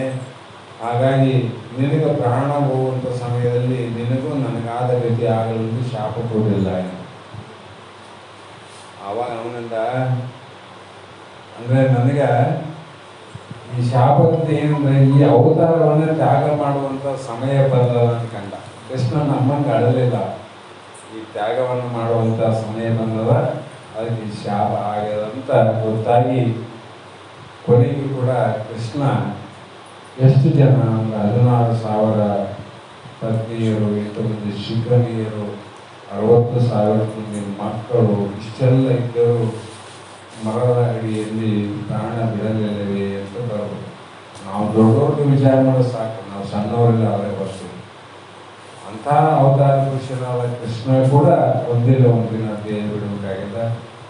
ಆದರೆ ನಾವು ದೇಹದೃಷ್ಟನ್ನು ನೋಡುವಾಗ ಮಾತ್ರ ನಾವು ಅವತ್ತು ಎಲ್ಲರೂ ಹೋಗಬೇಕಾದ್ರೆ ಬಂದಿದ್ರು. ನೀವೆಲ್ಲರೂ ಕೊನೆ ಮಾತು ಅದೇ ಹೇಳಿದೆ, ಇದು ಸದ್ಗುರುಗಳಿಂದ ಶಾಸ್ತ್ರಗಳನ್ನ ಶ್ರವಣ ಮಾಡಿರಿ, ಬೇರೆಯವರಿಗೆ ಹೇಳ್ತೀರಿ, ಆದಷ್ಟು ಕೂಡ ದೇಹದ ಕಡೆ ಲಕ್ಷ್ಯವನ್ನು ಕೊಡಬಾರ್ದು. ಇನ್ನು ಸ್ವರೂಪದ ಕಡೆ ಲಕ್ಷ್ಯ ಕೊಟ್ಟಾಗ ನಿಮ್ಮ ಕಾಲೂ ಹೋಗಿಲ್ಲ, ನಿಮ್ಮ ಕೈಯೂ ಹೋಗೋದಿಲ್ಲ, ಏನಾಗಲ್ಲ. ಆ ಸ್ವರೂಪನೇ ನಾನು ಅಂತ ತಿಳ್ಕೊಂಡು ಆರಾಮಾಗಿ ನೀವು ಶಕ್ತಿನ ಬರ್ರಿ. ಆ ನಂತರ ಯಾವುದೋ ಒಂದು ಮಠದಲ್ಲಿ ಒಂದು ಏನಾದ್ರು ವ್ಯವಸ್ಥೆ ಮಾಡೋಣ ಅಂತ ನಾವೆಲ್ಲ ಒಂದು ಅರ್ಧ ಗಂಟೆ ಕುಂತು ಹಿಂಗೆ ಈಚೆ ಕುಂತು ಹಿಂಗೆ ಮಾತಾಡಿದ್ವಿ. ಮತ್ತು ಎಲ್ಲವರು ನಮ್ಮ ಕುಂದಾಪುರದ ಎಲ್ಲ ಬೆಳಗ್ಗೆ ಕೂಡ, ಯಾಕಂದ್ರೆ ಅದು ಪ್ರೇಮ ನೋಡ್ರಿ ಅಂತಿಮ ಕಾಲದಲ್ಲಿ ಎಂಥ ಕೆಲಸ ಮಾಡ್ತಾರೆ ಅಂತ ಹೇಳೋಕ್ಕಾಗಲ್ಲ. ಇವರು ಬಂದರು.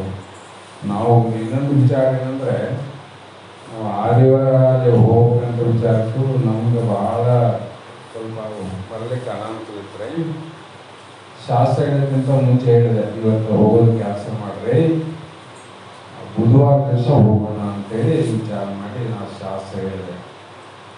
ಮಂಗಲ ಮಾಡಿ ಕೆಳಗೆ ಇಳಿದ ತಕ್ಷಣ ಅಲ್ಲೇ ಮಂಗಲದಲ್ಲಿ ಹೇಳಿದೆ, ಇಲ್ಲ ನಾವಿಗೂ ನಾವು ಗದಗ ಹೋಗಲ್ಲ ಅಂತ ಹೇಳಿದೀವಿ, ಮುಂದೆ ಬುಧವಾರ ಬೇರೆ ಕಾರ್ಯಕ್ರಮವ, ತಯಾರಾಗಿ ಕ್ಯಾನ್ಸಲ್ ಮಾಡೋದು ಬೇಡ, ನಾಳೆ ಹೋಗೇ ಬಿಡೋಣ ಅಂತೇಳಿ ಮತ್ತೆ ಪ್ರಾರಂಭ ಮಾಡಿದ್ವಿ. ನಾವು 1 ಗಂಟೆಗೆ ಅಲ್ಲಿ ಆಸ್ಪತ್ರೆಗೆ ಬಂದು ಅವ್ರು ವಿಚಾರ ಮಾಡ್ಕೊಂಡು ಬಂದು ಎಲ್ಲ ಮಾತುಕತೆ ತಯಾರಾಗಿದ್ವಿ. ಎಲ್ಲ ಭಾಳ ಸಂತೋಷವಾಗಿತ್ತು. ಆಗ ನೀವು ಇದೇ ಮಾತನ್ನು ನೆನಪು ಮಾಡಿದ್ವಿ, ಗುರುವಾಕ್ಯವನ್ನು ನೆನಪು ಮಾಡಿ ಆರಾಮಾಗಿರಪ್ಪ ಅಂತ ನಾವು ಕೂಡ ಅವರ ಮಸ್ತಕದ ಮೇಲೆ ಹಸ್ತವನ್ನಿಟ್ಟು ಜಯಘೋಷನ್ನು ಹಾಕಿ ನಮ್ಮ ಒಳಗೆ ಸ್ವಲ್ಪ ಕಾಣಿಕೆಯನ್ನು ಉಪಯೋಗ ಆಗಲಿ ಅಂತ ಕೊಟ್ಟು ನಾವು ಅದೇ ಗದಗಿನಲ್ಲಿ ಇದ್ದು ಇನ್ನೊಬ್ಬರ ಮನೆಯಲ್ಲಿ ನಾವು ಬಂದಂತೆಗೆ ಪಾದ ಪೂಜೆ ವ್ಯವಸ್ಥೆ ಮಾಡಿದ್ರು, ಪ್ರಸಾದ ವ್ಯವಸ್ಥೆ ಮಾಡಿದ್ರು. ಅವ್ರ ಮನೆಯಲ್ಲಿ ಪಾದ ಪೂಜೆ ಮುಗಿಸಿ ಒಂದು ಮಂಗಲ ಆಡಿ ಪ್ರಸಾದ ಮಾಡಿ ಇನ್ನೇನು ಗದಗ 10 ಕಿಲೋಮೀಟರ್ ಮುಂದೆ ಹೋಗಿದ್ದಿಲ್ಲ, ಆಗಲೇ ವಿಷಯ ಬಂತು, ಇಲ್ಲ ಮಹಾರಾಜರು ದೇಹವನ್ನು ಇತ್ತು. ಹಾಗಾಗಿ ಅದು ಒಂದು ಕೂಡ ಏನೋ ನಾವೆಲ್ಲ ಶಾಸ್ತ್ರದಲ್ಲಿ ಏನ್ಬೇಕಂದ್ರೆ ಅವೆಲ್ಲ ವಿಚಾರಗಳನ್ನು ಮಾಡೋದು. ಆತ್ಮನಿಗೆ ಏನೋ ಸಾವೇ ಇಲ್ಲಲ್ಲ, ದೇಹ ಸಾವು ತಪ್ಪಿದ್ದಲ್ಲ, ಹೌದು. ಹಾಗಾಗಿ ದೇಹ ಕೃಷ್ಣಂದ ಹೋಗ್ಯಲ್ಲ, ರಾಮಂದು ಹೋಗಿಲ್ಲ, ದಶರಥಂದು ಹೋಗ್ಯಲ್ಲ, ಎಷ್ಟೋ ಜನರ ದೇಹಗಳು ಹೋಗೋದು ಸ್ವಭಾವ. ಆ ದೇಹದಲ್ಲಿ ಇರುವಂಥ ನಮ್ಮ ಸ್ವರೂಪ ಮಾತ್ರ ಹೋಗೋದಿಲ್ಲ, ಅದನ್ನು ಗಟ್ಟಿ ಮಾಡೋದಿಲ್ಲ. ಅದು ಗಟ್ಟಿ ಮಾಡಿಕೊಂಡಾಗ ಆ ರಮಣ ಮಹರ್ಷಿ ಹೇಳಿದಂಗೆ, ನೀ ಏನಂತ ಕೇಳ್ಕೊಂಡೆ ಅಂದರೆ, ಮನೆಯ ಬಾಲಕ ಅತ್ಯಂತ ದುಃಖವನ್ನು ಕಳ್ಕೊಂಡು ನೋಡೋಣ. ಪಡ್ಕೊಂತ ಹೇಳಲ್ಲ, ಅತ್ಯಂತ ದುಃಖ ಕಳ್ಕೊಂಡ. ಅತ್ಯಂತ ದುಃಖ ಯಾವನೇ ಮರಣ ದುಃಖ ಅಲ್ಲ, ನಾ ಸಾಯ್ತೀನಿ ಅನ್ನೋದೇ ಅತ್ಯಂತ ದುಃಖ. ಅದನ್ನು ಕಳ್ಕೊಂಡೀನಿ ಅಂದಾಗ ಬಾಲಕ ಸಾಷ್ಟಾಂಗ ಮಾಡಿದ. ಅಂದರೆ ನಾವೇನು ಪಡ್ಕೊಂಡಿವಿ ಅಂತ ಹೇಳಬೇಕಾಗಿಲ್ಲ.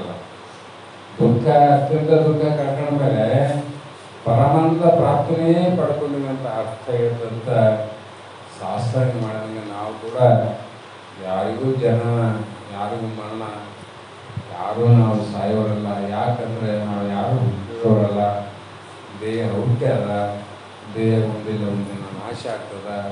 ಆ ದೇಹ ನಾನು ಅಲ್ಲ, ನಂದು ಅಲ್ಲ. ಅದಕ್ಕಾಗಿ ನಾವು ಯಾವ ಕಾಲದಲ್ಲೂ ಕೂಡ ನಾವು ದುಃಖವನ್ನು ಪಡಬಾರದು. ಅಂತಹ ಶಕ್ತಿ ಸಾಮರ್ಥ್ಯವನ್ನು ನಾವು ಪಡ್ಕೋಬೇಕಾದ್ರೆ ನಾವು ಸ್ವಲ್ಪ ಸಾಧು ಎರಡು ಕೂಡ ನೀರು ತರಲಾರು ಸಾಧುವಾಗಿರಲ್ಲ, ಇರುವಾಗ ಸಾಧು ಇರೋದು. ಅವರಿಗೆ ನಿರಂತರವಾಗಿ ನಾವು ಶ್ರವಣ, ಮನನ, ನಿಧಿದಾಸ, ಮಹಾತ್ಮರ ಸಂಘ ಇವೆಲ್ಲ ನಾವು ಮಾಡಬೇಕಾಗಿದೆ. ಸಂಘ ಮಾಡೋದ್ರಿಂದ ಏನು ಪ್ರಯೋಜನ ಅಂದರೆ, ಈಗಾಗಲೇ ನಾ ಹೇಳಿದ್ರು, ಮಹಾತ್ಮರ ಸಂಘ ಮಾಡೋದ್ರಿಂದ ಈಗೊಂದು ಪಶು ಇರ್ತಾರೆ, ಆಟೋ ಅವ್ರು ಯಾರೋ ಖರೀದಿ ಮಾಡಿ ಬೆಳೀತಾರೆ, ಕಷ್ಟಗಳ ಕಳೆದಾಗ ದುಃಖ. ಆಮೇಲೆ ದೇಹದಿಂದ ಚರ್ಮವನ್ನು ಬೇರ್ಪಡಿಸ್ತಾರೆ, ಕಷ್ಟ. ಆ ಚರ್ಮವನ್ನು ಬೇರ್ಪಡಿಸಿ ಮತ್ತೆ ಅದನ್ನು ಒಣಗಿಸಿ ಅದು ಏನೇನೋ ಮಾಡಿ ಕಬ್ಬಿಣದಿಂದ ಒಡೆದು ಮತ್ತೆ ಅದನ್ನು ಕೊಯ್ದು ಒಂದು ನಗಾರಿ ಅದನ್ನು ಮಾಡ್ತಾರೆ. ಅದ್ರ ಕಾಲಲ್ಲಾದ್ರೂ ಒಂದು ಮೆಟ್ಟು ಅಂತ ಮಾಡ್ತಾರೆ, ಚಪ್ಪಲಿ ಅಂತ ಮಾಡ್ತಾರೆ. ಆ ಚಪ್ಪಲಿಗಳಲ್ಲಿ ಬಹಳ ಇದಾವೆ. ಎಲ್ಲ ಚಪ್ಪಲಿಗಳು ಕೂಡ ಹಾಕ್ತೀವಿ. ಕೆಲವು ಚಪ್ಪಲಿಗಳಿಗೆ ನಮಸ್ಕಾರ ಮಾಡ್ತೀವಿ, ಕೆಲವು ಚಪ್ಪಲಿಗೆ ಒದಿತೀವಿ ನಾವು, ಕೆಲವು ಚಪ್ಪಲಿಗೆ ನಮಸ್ಕಾರ ಮಾಡ್ತೀವಿ. ಯಾವ ಚಪ್ಪಲಿಗೆ ನಮಸ್ಕಾರ ಮಾಡ್ತೀವಿ? ಮಹಾತ್ಮರ ಪಾದದಲ್ಲಿ ಧರಿಸಿದಂಥ ಆ ಚರ್ಮದ ಚಪ್ಪಲಿಗಳು ಇವತ್ತು ಮನುಷ್ಯರಿಂದ ಪೂಜೆಯನ್ನು ಮಾಡಿಸಿಕೊಡ್ತಾವ, ಮನುಷ್ಯರಿಂದ ನಮಸ್ಕಾರ ಮಾಡಿಸ್ತಾರೆ. ಯಾಕ? ಅದು ಮಹಾತ್ಮರ ಸಂಘವನ್ನು ಮಾಡ್ಯಾರ. ಹೌದು, ಬೇರೆಯವ್ರ ಸಂಘ ಮಾಡಿದ್ರೆ ಅದು ಯಾರು ಕೇಳ್ತಾರೆ? ಮಹಾತ್ಮರ ಸಂಘವನ್ನು ಮಾಡಿರುವಂಥ ಒಂದು ಮೆಟ್ಟು ಮಹಾತ್ಮನಿಗೆ ಏನು ಪ್ರಾಪ್ತಿ ಅದ ಅದೆಲ್ಲವೂ ಕೂಡ ಆ ಮೆಟ್ಟಿಗೆ ಪ್ರಾಪ್ತಿ ಅದ. ತದನಂತರ ಕೂಡ ಆ ದೇಹವನ್ನಂತ ಮೆಟ್ಟನ್ನು ಮೆಟ್ಟಿದಂಥ ಮಹಾತ್ಮ ದೇಹ ಬಿಟ್ಟರೆ ಅವರ ನಂತರದಲ್ಲಿ ಕೂಡ ನಿರಂತರವಾಗಿ ಅವ್ರು ಮೆಟ್ಟಂಥ ಪಾದಗಳು ಇವತ್ತು ಪೂಜೆ ಕೊಡ್ತಾವ. ಸಾಕ್ಷಿ ಅಂದರೆ ಸದ್ಗುರು ಬಸವಾನಂದರ ಪಾದರಕ್ಷೆಗಳು ಸಾಕ್ಷಿ. ಸದ್ಗುರು ಬಸವಣ್ಣವರು ದೇಹ ಬಿಡುವಾಗ ಸುಮಾರು ಒಂದು 15-20 ಜೊತೆ ಬೂಟು ಚಪ್ಪಲಿಗಳಿದ್ದವು. ಆ ಎಲ್ಲ ಚಪ್ಪಲಿಗಳು ಇವತ್ತ ಪ್ರತಿಯೊಬ್ಬರ ಕೆಲವು ಮಂದಿ ಸಿಕ್ಕಾವ. ಯಾಕಂದ್ರೆ 20 ಜೊತೆ ಅಂದರೆ ಎಲ್ಲರಿಗೂ ಕೊಡೋಕ್ಕಾಗಿಲ್ಲ. ಆ ಸಂದರ್ಭದಲ್ಲಿ ಕೆಲವು ಜನ ಆ ಪಾದರಕ್ಷೆಗಳನ್ನು ತಮ್ಮ ಮನೆಯಲ್ಲಿ ತಗೊಂಡೋಗಿ ನಮ್ಮ ಶಕ್ತಿನಗರದಲ್ಲಿ ಎಷ್ಟೋ ಮನೆಗಳಲ್ಲಿ, ಆಮೇಲೆ ಹುಬ್ಬಳ್ಳಿ, ಧಾರವಾಡದಲ್ಲಿ, ಬಿಜಾಪುರ, ಬಾಗಲಕೋಟೆಯಲ್ಲಿ ಕೂಡ ಸತತವಾಗಿ ಬಸವಣ್ಣನವರು ದೇಹ ಬಿಟ್ಟ ನಂತರ ನಮ್ಮ ಶಕ್ತಿನಗರ ಮಠದಲ್ಲಿ ಸದ್ಗುರುಗಳ ಪಾದಗಳನ್ನು ಬಿಟ್ಟು ಇವತ್ತು ಕೂಡ ಪೂಜಾ ಪುರಸ್ಕಾರವನ್ನು ನಾವು ಮಾಡ್ತೀವಿ. ಅಂದರೆ ಕಾರಣ ಏನಂದರೆ ಮಹಾತ್ಮರ ಸಂಘದಿಂದ ಅಷ್ಟು ಲಾಭ. ಹಾಗಾಗಿ ನಾವು ಯಾವಾಗಲೂ ಮಹಾತ್ಮರ ಸಂಘದಲ್ಲಿ, ಶಾಸ್ತ್ರಗಳ ಸಂಘದಲ್ಲಿ ನಾವು ಕಾಲ ಕಳೆದು ಧನ್ಯರಾಗೋಣ ಅಂತ ಮಾತನ್ನು ಹೇಳ್ತಾ, ನಮಗೂ ಕೂಡ ಇರಬೇಕು ಅಂತ ಅಪೇಕ್ಷೆನೂ ಭಾಳ ಅದ. ಆದರೆ ಅನಿವಾರ್ಯದಿಂದ ನಮ್ಮೆಲ್ಲರನ್ನ ನಾವು ಮತ್ತೆ ಬಿಟ್ಟು ಹೋಗಂಥ ಪ್ರಸಂಗದ ಮುಂದಿನ ದಿನಗಳಲ್ಲಿ ಇವಾಗ ಮತ್ತೆ ನಾವು ನೀವು ಹೋಗೋಣ ಅಂತ ಸಂದರ್ಭದಲ್ಲಿ ಬಂದಾಗ ಒಂದು 15 ದಿನ ಪರ್ಯಂತರವಾಗಾದರೂ ಕೂಡ ಇಲ್ಲಿ ಶಾಸ್ತ್ರ ಪ್ರವಚನವನ್ನು ಮಾಡೋದು ಅಂತಕ್ಕಂಥ ಮಾತನ್ನು ಹೇಳ್ತಿ, ತಾವೆಲ್ಲರೂ ಇಲ್ಲಿಯವರೆಗೂ ಎಲ್ಲ ಕೆಲಸ ಕಾರ್ಯವನ್ನು ಬಿಟ್ಟು ಇಲ್ಲಿ ಹೊಂದೋದಕ್ಕಾಗಿ ತಮ್ಮೆಲ್ಲರಿಗೂ ಅನಂತ ಧನ್ಯವಾದಗಳನ್ನು ಸಮರ್ಪಿಸುತ್ತಾ ಮಂಗಳವನ್ನು ಮಾಡ್ತೀನಿ. ಶ್ರೀಮದ್ ಗುರು ಸಚ್ಚಿದಾನಂದ ಸ್ವಾಮಿ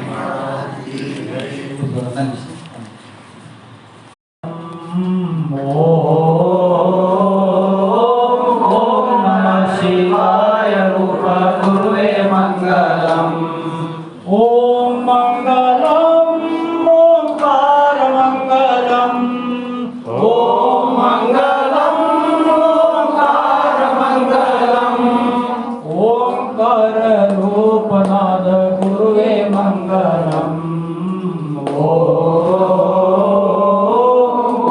ನಮಃ ಶಿವಾಯ ರೂಪ ಗುರುವೇ ಮಂಗಲಂ. ಮಂಗಲಂ ನಕಾರ ಮಂಗಲಂ. ಮಂಗಲಂ ನಕಾರ ಮಂಗಲಂ. ನಾದಲಿಂದು ಪ್ರಾರ್ಥಿತ ಗುರುವೇ ಮಂಗಲಂ. ಓಂ ನಮಃ ಶಿವಾಯ ರೂಪ ಗುರುವೇ ಮಂಗಲಂ. ಓಂ ನಮಃ ಶಿವಾಯ ರೂಪ ಗುರುವೇ ಮಂಗಲಂ. ಮಂಗಲಂ ಮಕಾರ ಮಂಗಲಂ. ಮಂಗಲಂ ಮಕಾರ ಮಂಗಲಂ. ಮಹಾವಾಕ್ಯ ಲಕ್ಷಣಾದ ಗುರುವೇ ಮಂಗಲಂ. ಓಂ ನಮಃ ಶಿವಾಯ ರೂಪ ಗುರುವೇ ಮಂಗಲಂ. ಓಂ ನಮಃ ಶಿವಾಯ ರೂಪ ಗುರುವೇ ಮಂಗಲಂ. ಶ್ರೀ ಮಂಗಲಂ ಶ್ರೀಕಾರ ಮಂಗಲಂ. ಶ್ರೀ ಮಂಗಲಂ ಶ್ರೀಕಾರ ಮಂಗಲಂ. ಸಿದ್ಧ ಬುದ್ಧ ಸ್ವರೂಪನಾದ ಗುರುವೇ ಮಂಗಲಂ. ಓಂ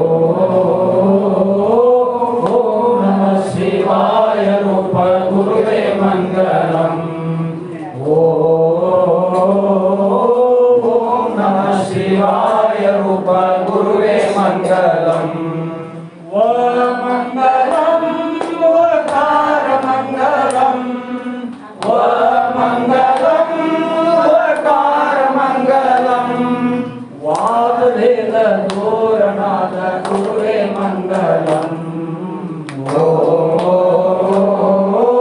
ओम नमः शिवाय रूप गुरुवे मंगलम।